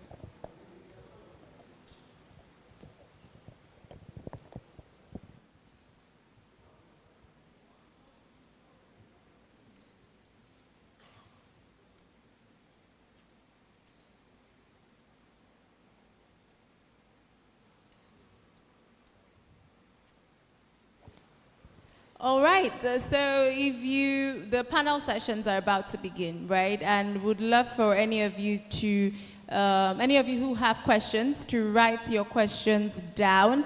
There'll be someone who would come give you a piece of paper, and then, of course, get your questions penned down so we can get our panelists ask these questions.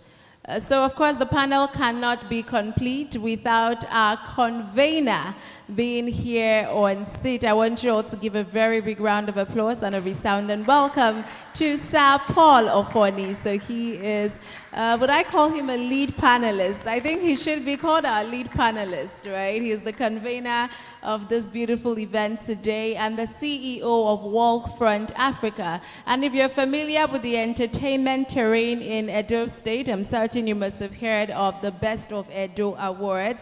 This is the man behind it. This is the visionary behind such a beautiful platform, and he's also the person that has made today possible, of course, in collaboration with Edoin Diaspora and the Edo State government. So, and of course, a lot of other institutes and universities outside of Nigeria. So I don't know, there's someone supposed to be moving around with a piece of paper so you can get your questions penned down.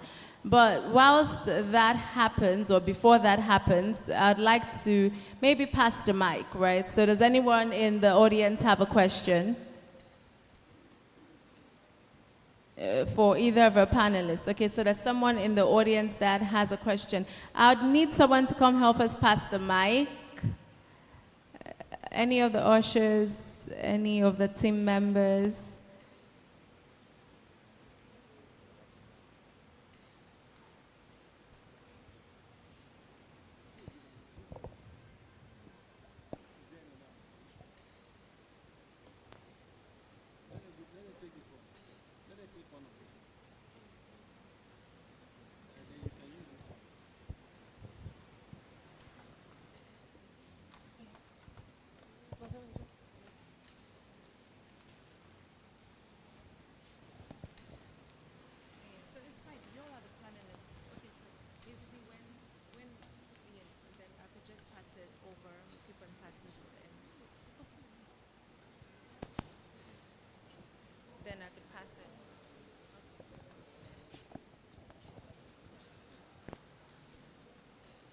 Okay, who's with the mic?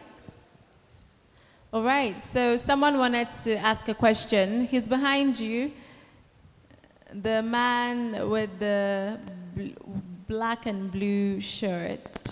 So is there any other person that wants to ask a question? So please just, with a show of hands, I'd appreciate if your hands are raised so we know where we're passing the mic to. Okay, thank you. If you cannot leave your hands up for so long, you can drop it down, and as soon as he's done with his question, we'll get the mic across to you. Thank you. Yes, please go ahead. Okay, thank you very much for this great opportunity. Special greetings to Sir Paul and other special guests. My name is Precious, a creative director of the Creative Insight Studio, a young CEO who operates the brand. And my question is this. I am a young CEO who desires growth and innovations and development in my area. I came from Delta State, and I came to seek for ideas and suggestions from the fathers who have stayed long in these areas, like Reverend. So, sir, and for Sir Paul, I want to ask a question.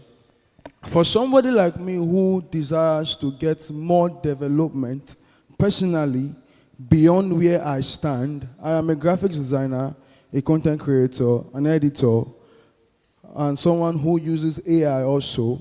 But I want to go far beyond where I am. But the thing is, one thing I like is the support. Based on many people who I relate this to, they might not see or they might not get the vision I want, because in my brand, which is the CIS, Creative Research Studio, we design and we have the vision of running an academy whereby we bring people. I stay in the Delta State Polytechnic, Otefilgara, whereby we bring people who have little or no knowledge of these things and they are in need of it. So we want to bring them together and teach them. But the thing is, me personally, I want to go far in the sense that in the knowledge I've gotten, I want to acquire more knowledge. But beyond the online classes and the YouTube, and can you prescribe other places where I can get knowledge that will not be that expensive, me being a student, to get? That is one of my questions. Okay, thank you very much for your question. I think this is specifically to Reverend Osagiato, right? So and Mr. Paul, right? So let's pass the mic.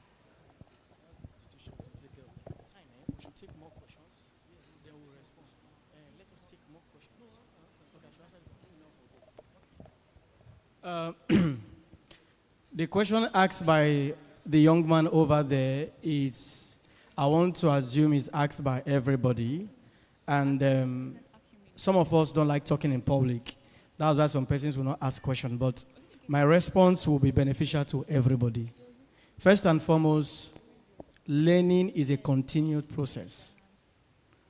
Before you do anything, you have to first design your learning process that determines your learning capacity. At a time in your life, you were in the primary school. You knew a lot then, correct, right? And after then, you graduated or you moved into the senior secondary school. Your knowledge increased. Am I correct? And after then, you move into the higher institution. As a business person, like you have introduced yourself, you are into graphic designing, content creator, all of this knowledge put together is to make money. So you are seen as a business person. The first step to take is to continue to learn. Secondly, continue to put these things you have learned into practice. That is where involving come into place. All right?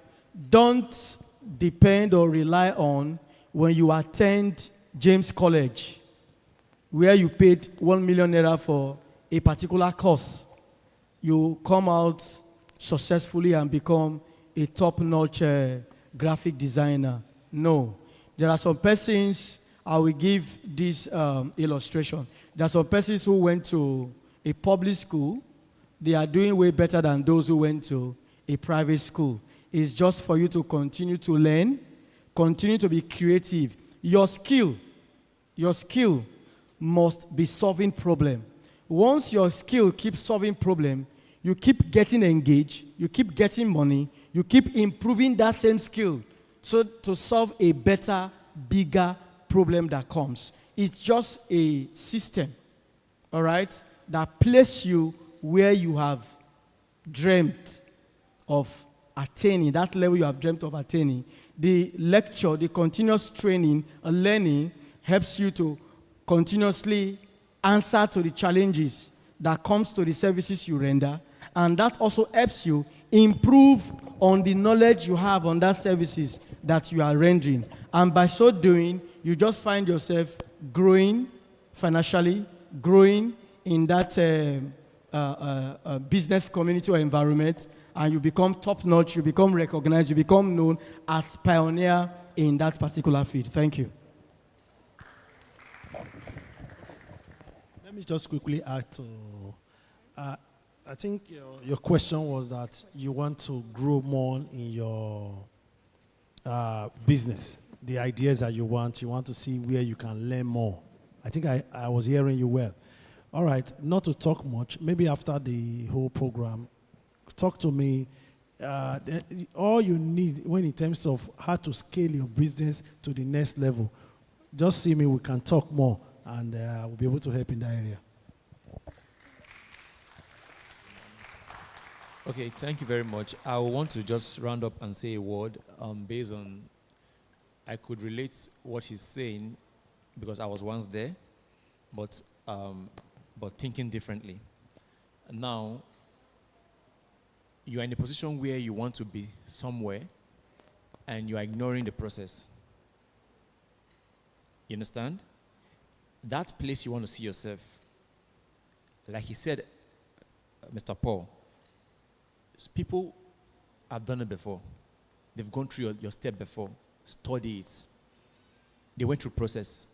If you call the richest man in Nigeria today, he will not tell you, my father gave me all the wealth and here I am. He will tell you a story, trajectory. Don't look at where you want to be and ignore the process. Let the process be what trains you to become where you are going to.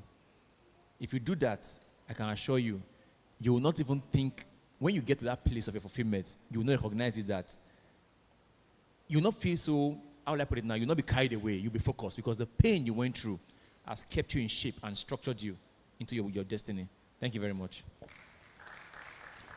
Thank you. A very big thank you to our panelists for aptly answering that question. Might I also add that if you're looking for places to upskill, especially in your area of expertise, you could always head over to the Benin Film Academy, and that's where Reverend Usagiato, has his expertise. He'll let you know that you can always go there. And if you're looking forward to learning online, there are a lot of platforms like Coursera, Udemy, EDX, and a host of others. All you have to do is go on Google, do a quick Google search, and you can easily get these platforms.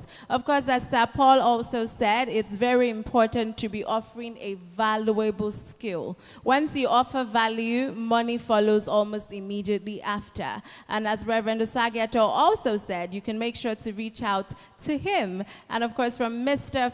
Prince Fregene, it's very important not to ignore the process. I understand that as human beings and as youths, we the Gen Zs, right? We are very, very aspirational and we like to get there fast. But of course, to get to that destination, there is a process and you have to work towards taking each step every single day. So thank you to our panelists. Does anyone else have a question?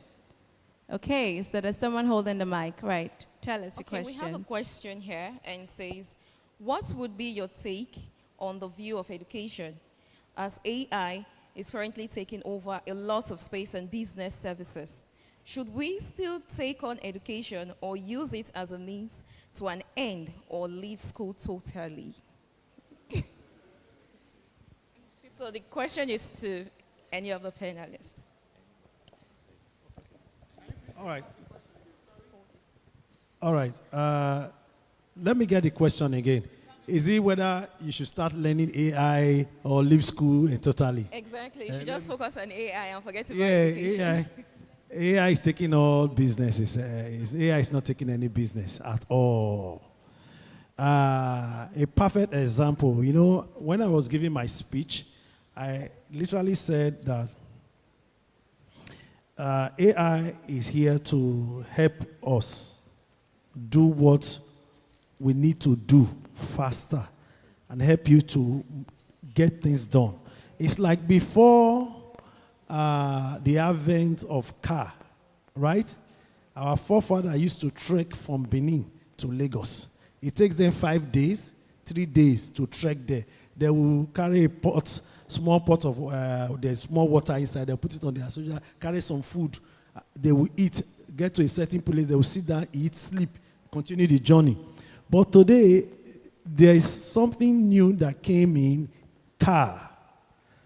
Car came in, it can take you from literally what would take you 3 days to do in 2 hours, 30 minutes. 2 hours, 30 minutes when I was growing up, when the roads were still good, it's 2 hours, 30 minutes you get to Lagos. But then our forefathers takes 3 days to get to Lagos.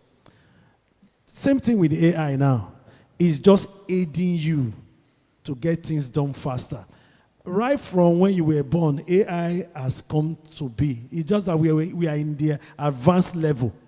It's not really the advanced level. What AI is coming to bringing on board, we have not seen anything yet. We are just seeing the beginning. So this beginning that we are, is the time for you to get into AI.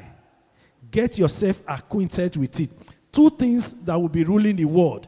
If you want to be a millionaire of the new Gen Z, right? Two things. Either you are building models or you are a good AI user. Those are the two next things that will make you a millionaire now. Either you use AI very well to produce things, to make things faster. If I need something to be done, I need a summary of how many hotels in Benin, or good 5-star hotels in Benin. I can go to my chart. 5-star hotel in Benin.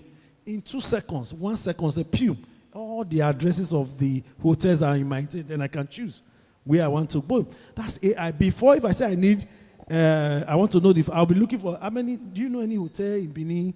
Do you know any hotel? Which one is better? Have you been there? Long story. No need. From your answer, you get it done. So the point is that AI is not coming to take your job. AI understand this. Thank God that we are streaming this. Understand this, those who are viewing me online. Understand this, that AI is to enhance your knowledge. Anything that you are doing, AI is here to enhance it, to make it faster, so that you can deliver promptly. Okay? I hope I'll be able to answer that question. Okay, this question says, thank you, sir, for that impactful session. This is to Reve Sagiate, right? Sagiato. Okay, so this question says, I have a very typical Benin father, and he currently has his mind fixed on the word trend. So he believes in go to school, get a degree, work, and that's all. So he has refused to allow me work or do a business. As a spiritual father to you, sir, how do one disobey him in a godly way? Because my current business has been very impactful. All right. A very spiritual father, right? Very spiritual. And I hope that, first and foremost, he has been reading the Bible, right? It's the advent of artificial intelligence that brought the Bible to be, right? Then, our forefather used to draw things on the wall to learn. Draw how this one key this, how the wall. But the advent of putting right up on the book came up. People were wondering, what is this? What is this? It's the advance of AI. It's just that we are just trying to take it to a higher level. But as a spiritual father, he wants you to go to school. Fine. Go to school. Graduate. But I can tell my students, because I'm also a lecturer, a studio technologist, a senior studio technologist in Benson Idahosa University, Mass Comm department. I can tell you, I've been dealing with students. Most of the students just want to get the certificate because their father wants them to get the certificate. Just say, if I finish, I give them the certificate, then I go do what I need to do. No. Certificate school is also part of your artificial intelligent learning. School is to enhance you. It's to enhance you to see how you do things properly. The right foundation. School is giving you the foundation. If you want to do anything with chat now, don't you type? Don't you use English to interact with the AI? That is what school is teaching you. It's teaching you how to arrange things properly, to say, this needs to go here. How do I put this table? This one. School is just giving you basic knowledge. The things that AI is bringing in is to even enhance you in the field that you are. Maybe a computer student now. AI now help you to write code, right? So it's going to enhance you in that level. The person that asked that question, I don't know what department you are. Is he something, the department you are, is this something that you want to pursue? Maybe if you are in computer science, you want to you want to learn more about computer and know how computer work. One day you create your own computer, or know how computer works to be able to help others. So the department you are matters a lot. You cannot be in engineering and you want to learn about PR. You want to be like my sister here, a very outspoken person, guest host events, do a lot of things. You cannot be doing computer science. You should go to mass communication or thereabout. Because when we were going to school, I'm in Uniben, I didn't want to read sociology. Right? But the advent of saying you must go to school, I had to take it. Because that's what Uniben gave me. When I left University of Benin, when I left this school, I had to dive into what I wanted to do. That's what the society gave me. Because at that time, if you are in the year 96, 97, if you get admission, you should treasure it. You don't understand? In Uniben here, if you get admission, you should treasure it. If you say that is not what you want to read, sorry, you do jam again, wait for 1 year again to get into school. So I didn't want to stay at home. I had to read sociology, but I now found out there is sociology of the media. And I wanted to do media stuff, so I pursued it. After I graduated, I decided to enhance myself in the media line. I worked in a studio, that is the Hausa World Outreach Media, and I furthered my education in terms of going to training in Lagos from Independent Broadcaster Association, IDPAN, for script writing, directing, editing, and all that. Then from there, I went to New York Film Academy for filmmaking. Then from there, I went to do my master's in digital media from London Metropolitan University, UK. So I pursued what I wanted to do. So it's not about you disobeying your father. No. That school that he has asked you to go, that school is a foundation. Finish it. In your time going to school, it's just 4 years old. 4 years is not big. In another couple of 2 years, 1 year, 3 years, most people here will be graduates. So take your time. While you are in school, you see this AI stuff, the spare time that you used to go to party, the spare time that you'll be chatting with friends for something that you are not learning for gossiping. Take that spare time to learn one model in AI. If it's those who are in computer science that want to learn code, I think Claudia AI is one of the things leading in that area. Now, use it. Start that spare time you have. Go to the app, learn. There are some videos on YouTube that can teach you how to do that, how to use this app to write your code. Literally, this app can write code for you from beginning to the end. If you are looking for other marketing strategies, there are videos, there are AIs that can help you in that area. ChatGPT can help you write a model marketing strategy. You understand? Learn all these things while you are in school. Use that 4 years to study your course. Even in studying your course, AI can help you to study very well. It's not, I know some people want to use AI to do one or two things. Use AI well. When I say use AI well, be focused. Sorry, I'm taking time, be focused, because this is important. Be focused. All your course, right? Even before you go to class, because I know that you are a student. I'm a lecturer, right? Before you go to class, take your topic of the next class, put it in ChatGPT. Let it tell you all about that course or that subject. It will bring everything out. Read it ahead of your class. So that when you get to your class, when the lecturer is speaking, you are getting those things that you did not understand from your own personal lecture you got from your room. You would excel. You got all A's when you are leaving the class. And I can tell you, bright students, right? This is it. Far back in the days, right? I'll put this one out there. Far back in the days, the Europeans, the Western world, far back in the days, in our forefathers' days, they siphoned able-bodied men. Able-bodied men was taken out of Nigeria, out of Africa for slavery, for wanting or for work. Let me know for slavery, for work over there in the European world or in the Western world. But this time around, that has passed now, right? But I'm putting that a point to make this point. This time around, the Western world is siphoning able-bodied brain.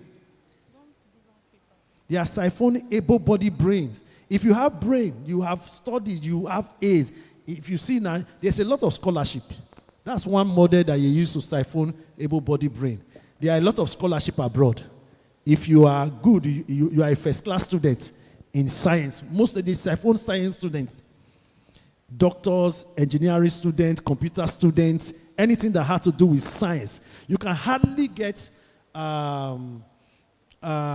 scholarship in social science. But that does not mean that you cannot do well, right? But I'm just saying that people want to see those people that are smart, that can use your head. And the only place that you can show to them that you are smart is to have all A, be a first-class student. And that's the school that your father wants you to go to. Be a first-class student. That time when you are a first-class student, when people begin to come, like the way people come for Our Lady's hand in marriage, people will come to you to have you in their business. You don't understand? Once you submit your CV, you pitch to some companies. They are looking for people that can do well in their education. Some of my friends that I have, because they are sharp enough, they put it for scholarship. They are in the US with their family. They are in Europe with their family. I schooled in London. There are a lot of people that I know that had scholarship that brought them to London while I paid my own school fees. But the London University, some university gave them scholarship and paid their school fees. Me, I suffered.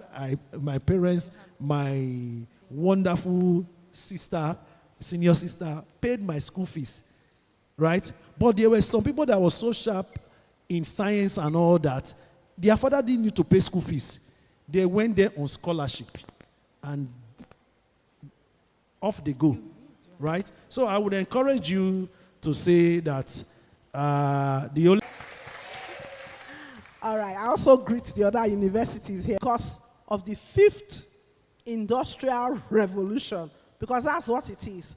We've had the first, we had the second, we had the third, we had the fourth, which was the internet wave, and now we're having the 5th, whether I would like it or not, which is a massive AI movement. So as money in Ghana must go, that you can just be dragging, no. Look at it as a broader concept. The monies that are sent in to pay some of our school fees, the monies that are sent global innovation networks, they have an investment capital and venture building experience. Their research and developmental capacities are very, very unique, and their knowledge of international best practice in governance and in regulations are key to development. And then just look at them against the background of what Kofi Annan said once upon a time. He said, knowledge is power, information is liberating, and education is the premise of progress. The Nigerian diaspora represents a vast reservoir of knowledge that can be mobilized for national development. So, what are the power pillars of an AI-powered economy against the backdrop of the diaspora? Today, we think that education is sitting down in the classroom and learning didactically. That means I just come, I pour out knowledge to you. No. In different parts of the world right now, education is knowledge acquisition, knowledge application. Recently, I went for an event and they told some children, come and do a debate. And they came out and said, oh, co-debaters, panel of judges, da, da, da, da. I told them, that's rubbish. In 2026, that's nonsense. Excuse my French. You would go to other climes and you see a 4-year-old having a conversation with you. They're actually telling you their point of view, how they understand it. It can start from describing that box. So knowledge transfer is very important. Knowledge transfer for impact. Nigerians need to understand that AI is well beyond who is the most intelligent, who gets all the best scores, who is that person who can cram the textbooks. AI is your application of knowledge. And do we understand that knowledge does not actually have languages? Knowledge has no barrier. That's why you can find someone who would invent something in France, and today the whole world is using it. So we now start thinking out the box. How can I make impact? So you can have this impact made across borders now. You have virtual teaching, you have training, you have mentorship, you have short-term programs for skills acquisition across borders. And that's where your diaspora is here to facilitate all of these. You have remote and technical advisory roles. You have boot camps. You can stay in your house now and you can work in Germany. In fact, I'm sure all of us will hear the term German machines, German machines, German machines. In Germany, nobody really cares how many certificates you have, how many PhDs you've got. What is in your hands? How has your brain translated what is in your hands? A lot of the tools we work with in medicine for our laparoscopic surgeries, they are made in factories. They are made by people. They are made by those who may not even have a PhD. But what do? They translate, they add value, and they make impact. They think, this one, it may just be too big. Let's find a way where it's small and where it even powers a lot better. 5 years ago, my daughter told me, said, "Mommy, there's no use for you to buy any more televisions in this house." I said, "Why?" She said, "Because in another 5 years, it's going to be eroded. There will be no need for TVs." She said, "People will just project from their phones to the walls." And today, that's what's happening. That's exactly what's happening. The product life cycle has been overtaken by the thinking man. No machine can compete with your brain. So harness your diaspora to actually bridge the knowledge and give you, instead of you just telling your uncle abroad, uncle, send me money to buy shoe. Tell that uncle, I want to learn some of the things you know. I want to be exposed to certain fields. There's a difference when people seek for true knowledge. And then, of course, you have innovation hubs and centers of excellence. We are looking at actually establishing one in the Edo State Diaspora Agency so that young people can come and have access to unlimited internet and a space where people can mentor you. I know we have that scattered across the state already, but we in the Diaspora Agency seek to have ours. And the reason is simple. We have a huge army of skilled personnel behind us. So it's something that we need to do, and we think the country should also look into that and merge that with research institutes in the country. Institutes such as the universities within which we are seated now. And of course, you have AI investment funds, startups, digital infrastructure, health technology, which I'm very, very passionate about. And then challenging us, when I say us, all of us, into developing local AI AI solutions. These are very important. You cannot import Harvard solutions into Nigeria. We need to domesticate our solutions. And who best to domesticate it than yourselves, who understand the country, understand the terrain, understand your people. And these are very important things. Take the area of agriculture, for instance. I was reading recently how a man changed the face of drought in the Republic of, was it Burkina Faso or Benin, one of them, where the Sahara was encroaching and this Yakub man was digging holes and retaining water. He found a solution that the UN had to respect him for. Recently in Kenya, they actually thought about it. We have ambulances whizzing round the streets of New York because the roads are good. However, in Igbioko, it may not work. You know, in Irua, it may not work.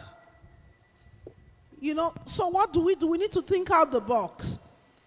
And you may just find out that having a keke napep, which is powered by solar, would be a better ambulance for our people, because if the road is not good, that keke can navigate those roads and get people from primary health care to secondary health care to where they can then be taken away. So these are examples of thinking out the box. So where are you going to put the solar panel? Is it on top of the keke? These are things we need to think about. And by default, when you create value, you make money. When you create impact, you make money. So I'll be rounding up. Yeah, I'm rounding up. I'll be rounding up by saying that all of these examples, they'll run through healthcare, they'll run through agriculture, education, governance, and of course, building your workforce. However, nothing will work in any country without policy. Policy, policy, policy. And that's where governance come in. Your government must develop a national AI strategy. We must create incentives for those that are bringing these technological changes and strengthen intellectual property protection. There's no use you bring in your ideas, then someone will steal it and go and execute a half-baked contract because they didn't bring that idea. AI is one of the most important things humanity is working on. It is so profound. It is more amazing than electricity or the discovery of fire. That's what some people think. And let's round up and say that the future of Nigeria's economy will not be determined solely by oil, minerals, or traditional industry. It will be shaped by knowledge, innovation, technology, and Nigerians keen into the latest industrial revolution. We must build an AI-powered economy. We must leverage on our diaspora and our local talents. We must work in synergy across borders so that together we can create a future in which Nigeria is not merely a consumer of artificial intelligence, but rather a producer, an innovator, and global leader in an AI economy, leveraging on our young minds and our future generations. Thank you very much, everybody. I'd love for you all to give a better, resounding round of applause for Dr. Loretta. Thank you very much, Ma. You have given us such an insightful insightful speech. We have learned so much, not just about AI, but the role that the diaspora has to play in making sure that the implementation and the knowledge of AI in Nigeria and beyond is widespread. Thank you so very much for taking out your time, despite having a quote-unquote beautiful day. Thank you so much for being here. I am super grateful, and I'm sure the organizers and every single person sitting in the audience today, they're grateful as well. So we will be going back to the panel sessions. Mr. Fregene, Mr. Prince Fregene, the CEO of Dark Culture, has 2 questions. And for Dr. Loretta, I would love to open it up to the audience. We can take 2 questions for Dr. Loretta because we are pressed for time. So if you have any questions, 2 questions already. Okay, so there are lots of questions for Dr. Loretta. All right, so we'll go back to continue the panel session. Some persons dropped some questions for Mr. Prince Fregene. So I'm going to ask those questions. He'll give an answer, and we'll move straight to Dr. Loretta. So I hope you all are staying tuned and opening your ears wide. So for Mr. Prince Fregene, someone says, "Good day, sir. Can you help me understand how you incorporate AI into fashion? Still trying to understand the way it can help manual labor." Thank you very much. I spoke about everything at my speech at the very beginning on how we could embrace AI, and I strongly believe AI has not come to eradicate human knowledge, but only the dormant knowledge, the ones that are not growing. So for me, let me give you a quick example. That's what we call the power of evolution. The power of evolution is a principle that has existed long before we are given birth to. It has shaping our world today. Let me give you a popular story of Kodak. The man who created Kodak was advised to move into digital camera. And he said, no, Kodak has a process that is very technical, and I'm not sure anybody can produce anything like Kodak. Imagine take a picture with the image, dark image, take the film to the dark room, put in some chemicals, you wash the film, and what was once a dark image in the film becomes a human image on a plain paper. He so much believed what he had, and he said, this is not going to live. But guess what? People were thinking behind the scene, like what our speaker just talked about just now, innovative minds. When you play innovation in your business, you become the frontline leader. You're not more a bagwagon. So rather than you depend only on what you are being taught, there's a thinking mind that helps you go back and think and shaping. If a car can run 100 meters to Union Gates in less than how many minutes, can it not do better? That's a thinking mind. That's how a man who made the car said, let's do something that can teleport us from Nigeria to the UK without going through the sea. A thinking mind. They came up with the flight. Like I said, without deviating, I said, I had a problem in my business, and I was not able to track what was happening in my production room.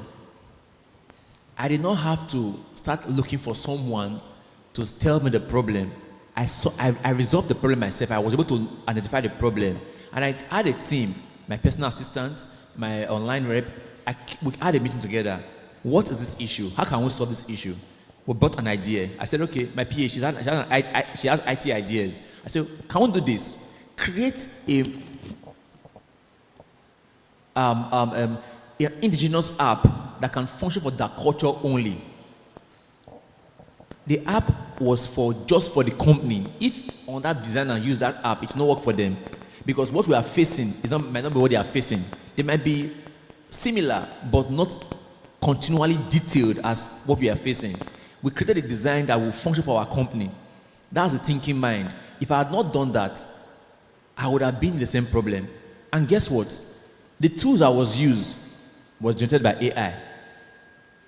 No matter what you're talking about. And you were asking, how can we use this for our business? First of all, the common one it's AI generating designs.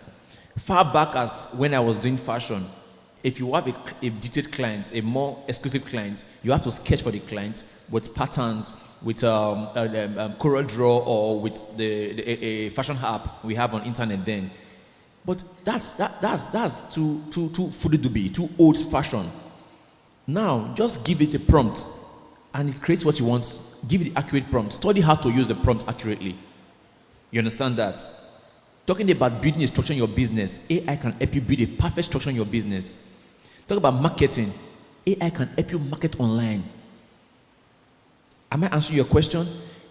That's how you can use it as a tool to push your business to the next level. Thank you very much.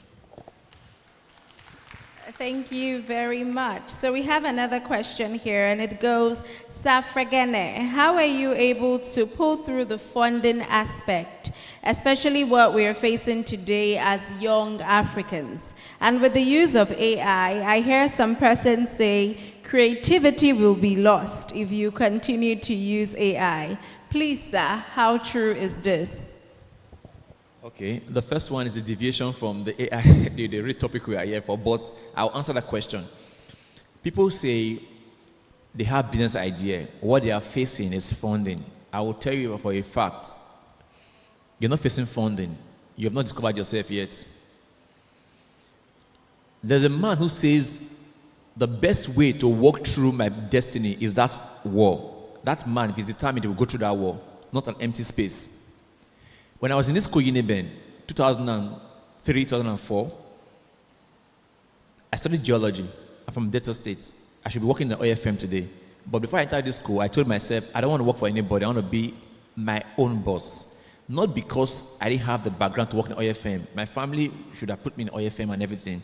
But I wanted to just be an entrepreneur. Even if it has cost me a whole lot.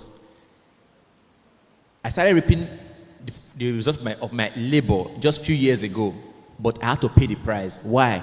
I think I was the first in my lineage to shaping that future. If I had gone through other people's paths, where everybody who comes from Delta State, Chekiri by tribe, go to Chevron, look for the family background to pursue the narrative that I want to work in Chevron, maybe I would have been earning enough of millions then. But guess what? I told myself, I'll pay the price. Along the line, I learned a whole lot. I keep on telling people, don't tell me funding is a problem. Though we need funding, you can't take it out of it. But who wants to fund you should meet you at a junction. And in that junction, he can tell us that his funding is guaranteed that the person will scale through. People, we all pitch today. I call up our young CEOs because the destiny of everybody here, nobody knows except God. Some people here will rise as governor of this state, governor of their state, president. You cannot determine it. But this is the truth. You want to be a fashion designer. You want to go into any business in this life. Where are you at the moment? When they call you, you just say, I'm a tailor, I can make clothes, but I need funding to expand. Cut that crap off, please, I beg you. There are many fashion brands who are looking for your type. They want to even groom them. You will earn $1 million in a month when you become the best hand in their company. You can create your funding from that company to establish yourself tomorrow. But no, you want to be a CEO with no experience. With no experience. You don't want to give your 5 years of your time to leave the tailoring. Because a fashion designer who can sew, or any business person, any creative person who can make anything here, that's not the business of what you are doing. You need to learn the business aspect of what you are doing. And people are there who have gotten it right. And you are seeing them from afar. You cannot approach them and say, I want to be with you, serve you for 5 years, use me as you like. Let me learn from you. If you walk into a fashion house today, and the first day they try you on a job, and you are good at it, you discuss the salary and everything, you can, from that day, discuss your plan your life and say, this is what I want to achieve in this place in the next 5 years. Amount of money I need to establish myself in the next 5 years. From that very day, you don't need any money again to fund yourself. You might only need funding when you're trying to think on a bigger scale on the global market. But for a well-established person, you are good to go. So anybody that talks about funding for a young business, I just tell you, you're not ready yet. Because people are there doing that your same business. Meet them, work with them, learn from them, grow with them. You understand? Then to the last question, talking about will AI eradicate the creativity and everything. Now, like our speaker said just now, and I said it before in my speech, a thinking mind, for me, is better than an AI. It's the prompt you give to, it's the coding you give to AI that it reproduces everything that comes out. My brother here said something. He said, if you want to look for businesses in Edo State, before those days, you have to start calling hotels, and I said, where is your hotel? But now, just go on your app or Google search. I need the first buy top 5 stars hotel in Edo State. It brings everything out. Do you know someone feeds those things online? Do you know that? And they were contracted and they were paid for it. They had the idea, they met Google, they planned. Someone did those things. And what you are enjoying now, someone is thinking behind the scene. Who is the greatest AI? It's the mind. The thinking mind is the greatest AI. So I can tell you, don't see AI as a competitor. Be ahead of AI and be a thinking mind. And that will help solve the problem. Thank you very much. Thank you very much, Mr. Prince Fregane. As you all know, he is the CEO of the Culture Empire, and he is probably one of the best minds when it comes to using AI and trying to, basically form a collaborative effort between your creativity and AI in building a business and in building a better future. So because of how pressed we are for time, we will be taking just one question for Dr. Loretta. So please.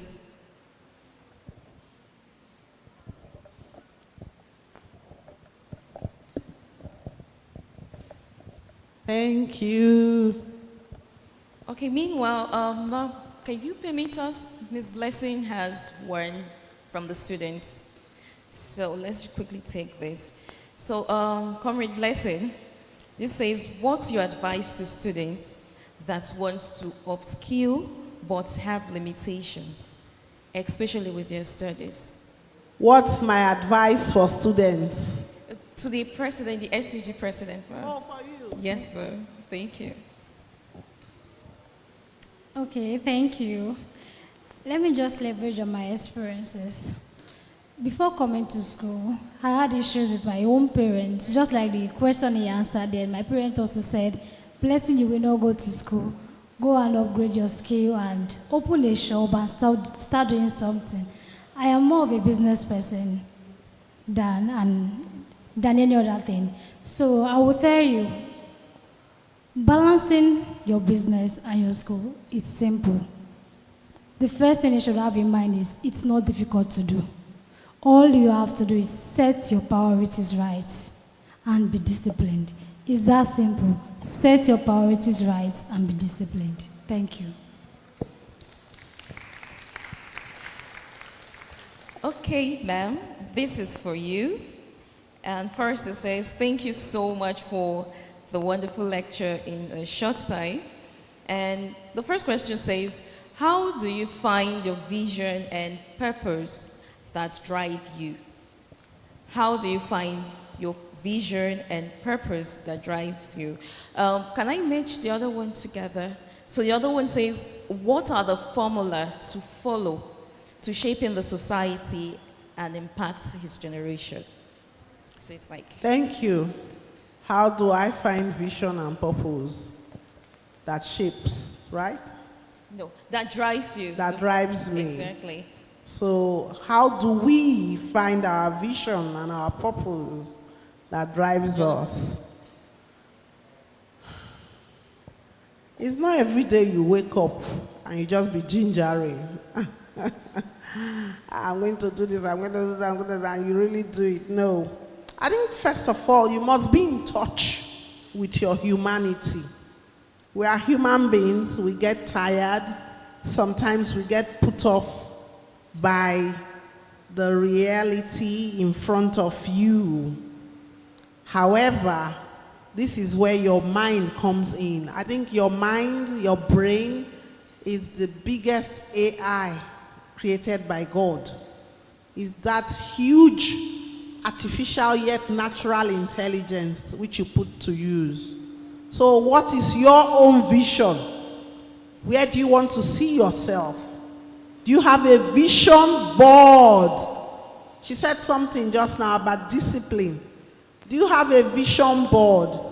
Have you ever taken your pen and paper and written down that next year I want to have done A, B, C?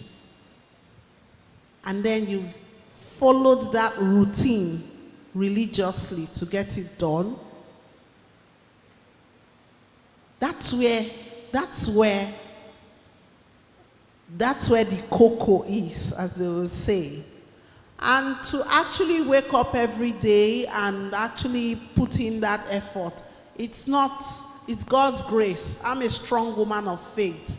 Every day is not the same. There are those days where you don't even want to get out of bed, where everything looks like it's gloomy. But the important thing is that when you keep seeing that vision that you have created, and you keep telling God, God, lead the way, I am just your tool, I believe that you will get there. You see, some of the problems we have is when we believe in man, when we hope in man, that man will do the process. Then you are taking away God's role. Your role is to have your vision board. In 2 years, I want to be XYZ. How you actually become XYZ, a lot of it is unto God. But there are some basic things you have to do. Do you have to do some exams? Do you have to read for some certification? Do all of that and leave the rest. I think sometimes we just worry too much. Okay, we need to just keep it for God and do our bit. I know it's not a sermon, but I'm telling you what works for me. And then the second one was,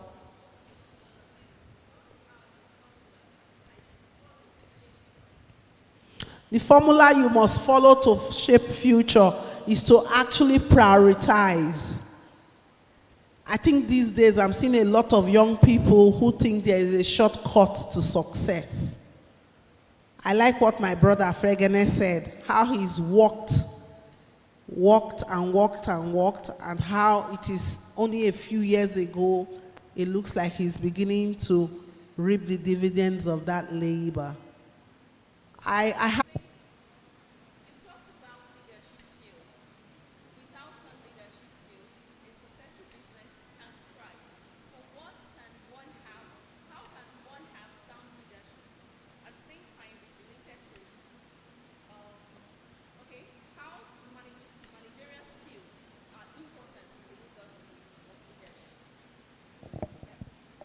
Thank you very much. For the sake of time, I'm going to be very brief. During my short presentation, I mentioned that we have set up a development center for leadership, entrepreneurship, businesses, and AI. So at the close of this conference, you will meet someone whose number will be given. You will register with them if you are interested in leadership training, which I said it is very paramount in any business organization, in any society. We lack leadership in Edo State, we lack leadership in Nigeria, we lack leadership in the entire of Africa. That's why we are doing backward. We are going backward. Businesses are not thriving. But when you have good leadership training, your business can outlive you. When you have good leadership training, you understand what it means to have business structure in your business. And it is your business structure that helps you to continuously refine your business. Even with new technology, you are always at the forefront of that new technology because there is structure that helps you to evolve into the next stage and next phase. But if you want to gain more knowledge, if you want to gain more insight, Dr. Osaiji also said that we are available to take you on that journey. There are experts that have been put together to train you on leadership, to train you on business. Some of us don't even know how to do business, but yet we call ourselves CEO. We will see to that very soon. Let me quickly warmly appreciate our speakers, our panelists, and I think it's time to have a group photograph. And to every one of you that are seated there, thank you for coming to the wonderful work from team. Where are the cameramen? Please, we are not going to waste much time. We want to have group photograph while we are here together, and after which we'll begin to issue out the certificate, and we can thank everyone. Like I said, we'll see those are the accreditation decks for the contact to reach out to. You just follow up and they will get across to you. Thank you very much. Our amiable host, we want to say thank you. You've been speaking on the mic since before 12 noon today, and you are still standing strong. Thank you so much. Women are stronger these days. I don't know what's wrong with the men, except somebody wants to challenge me. Thank you. They have what?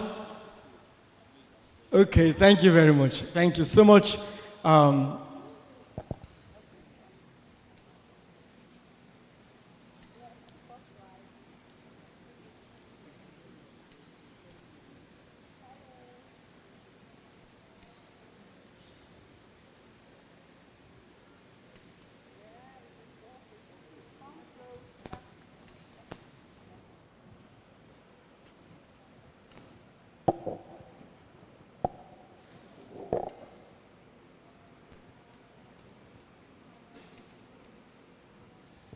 All right, while we'll ask the MC to invite some few persons to take their certificate, may I warmly ask the Cultural Empire, Reverend Osaigato, and the wonderful SCG President to go back to their seat. We appreciate your time. I want the Director General to sit stand. She will help us to present some of these certificates right now. Thank you so much. We are grateful. MC, over to you. I'll pass the certificate. You will call them. No, let me help you to pass the certificate. You'll call them and she'll make the presentation. I speak it, I claim it, I walk in it. Yeah, yeah. So we have Joseph Blessing in Nejinso, the SCG President, the acting SCG President. Thank you so much. I know they guess my future. I did declare word from my mouth. Heaven they back 'em. This year no be random. I got program. Every single step they follow his plan. I know they move by fear, I move by faith. Anything will oppose me, aspire break.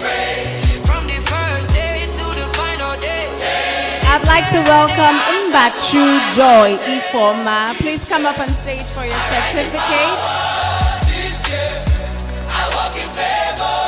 This year, no delay, no fear. Okay, is she around? Everything aligned for me this year. January, I enter with clarity. February, peace and stability. So I'd like to welcome Dada Adurakbe means precious. Please come up on stage. July, joy overflow my past. August, victory sealed and cast. September, wisdom lead my way. I'd like to welcome Ogiriki Samuel Uguero Gene. Every month over the word I speak, God in my front. Calendar bow when I decree. I'd like to welcome Insidibe Kelvin. Insidibe Kelvin, can you come up on stage, please?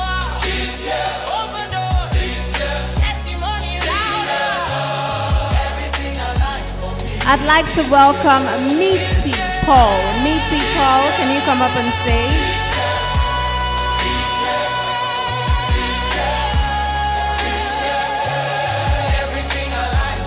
I'd like to welcome Ehiswaria Isi Omoigberale. Can you come up on stage, please? Testimony louder.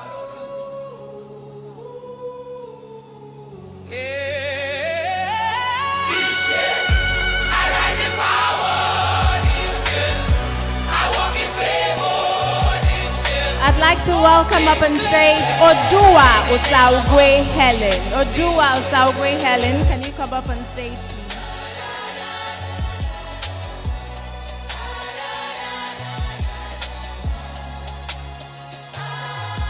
I'd like to welcome Omorege Adesua. Can you come up on stage, please?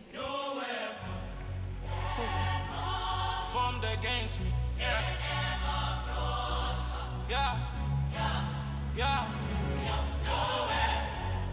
I'd like to welcome Unwan Chukwu Scholastica. Can you come up on stage, please?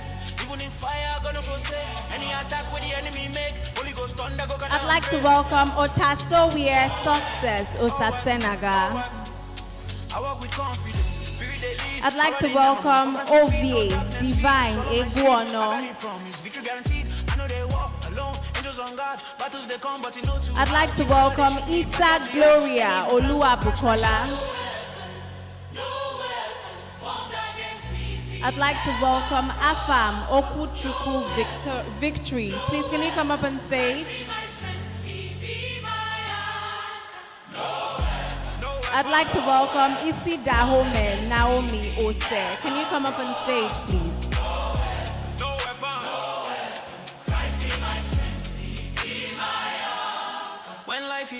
I'd like to welcome Chia Julia Kingsley Indidi. Can you come up on stage, please? I'd like to welcome Ima Swe Erosa. Can you come up on stage, please? I'd like to welcome Busola E. Lawal. Can you come up on stage, please?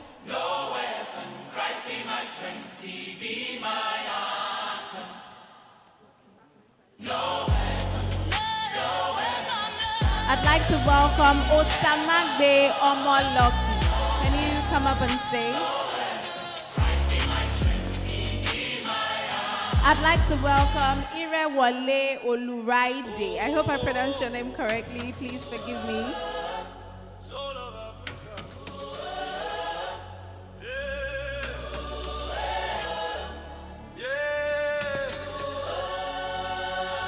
I know they speak out, I speak result.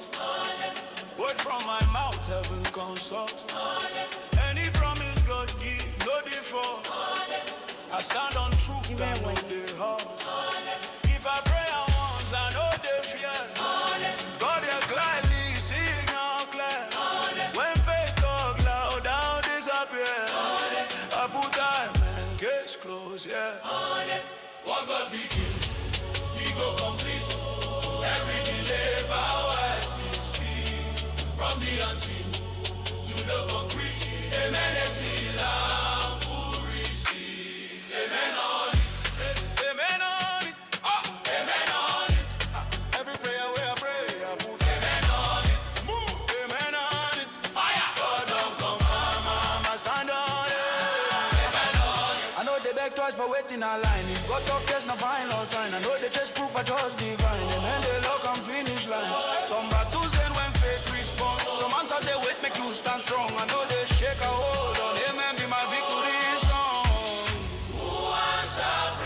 I'd like to say a very big thank you to Dr. Mrs. Loretta Oduare Ogboro-Oko. Thank you so much for gracing us with your presence and taking up the time to hand out the certificate. So now, every other certificate will be handed out by the CEO and convener, Sir Paul Ofoni. Thank you so much, Ma. So, Aga Yedo Osarume Linda. Aga Yedo Osarume Linda. Odeimo O Faith. Lily Praise L. Olabode Gifts Moruke. Etu Uforma Nancy. So we're just calling 5 persons. We have one last person, right? Or we're done? Right. Okay. So with this, we come to the end of today. With this, we come to the end of today's fantastic and splendid event. I want to say a very big thank you to Your Excellencies, our panelists, our speakers, our spokespersons, and for every single person who came here today seeking knowledge. I want to say a very big thank you. It's been nothing short of a privilege being here in front of you and anchoring this conversation, moderating the panels, and really listening and getting a lot from your ideas. I remain Success, Ivy Ehibo, and I would love to see you next time. So for those of you who have been able to pitch your businesses, please head outside to get the number of a contact person, and you will get everything that you need, because we're going to be doing a follow-up. A lot of the persons who indicated interest in supporting your businesses would want to reach out to you personally. And for those of you who would love to join the Business and Leadership Academy, please make sure to reach out to the people at the accreditation table to get to know more.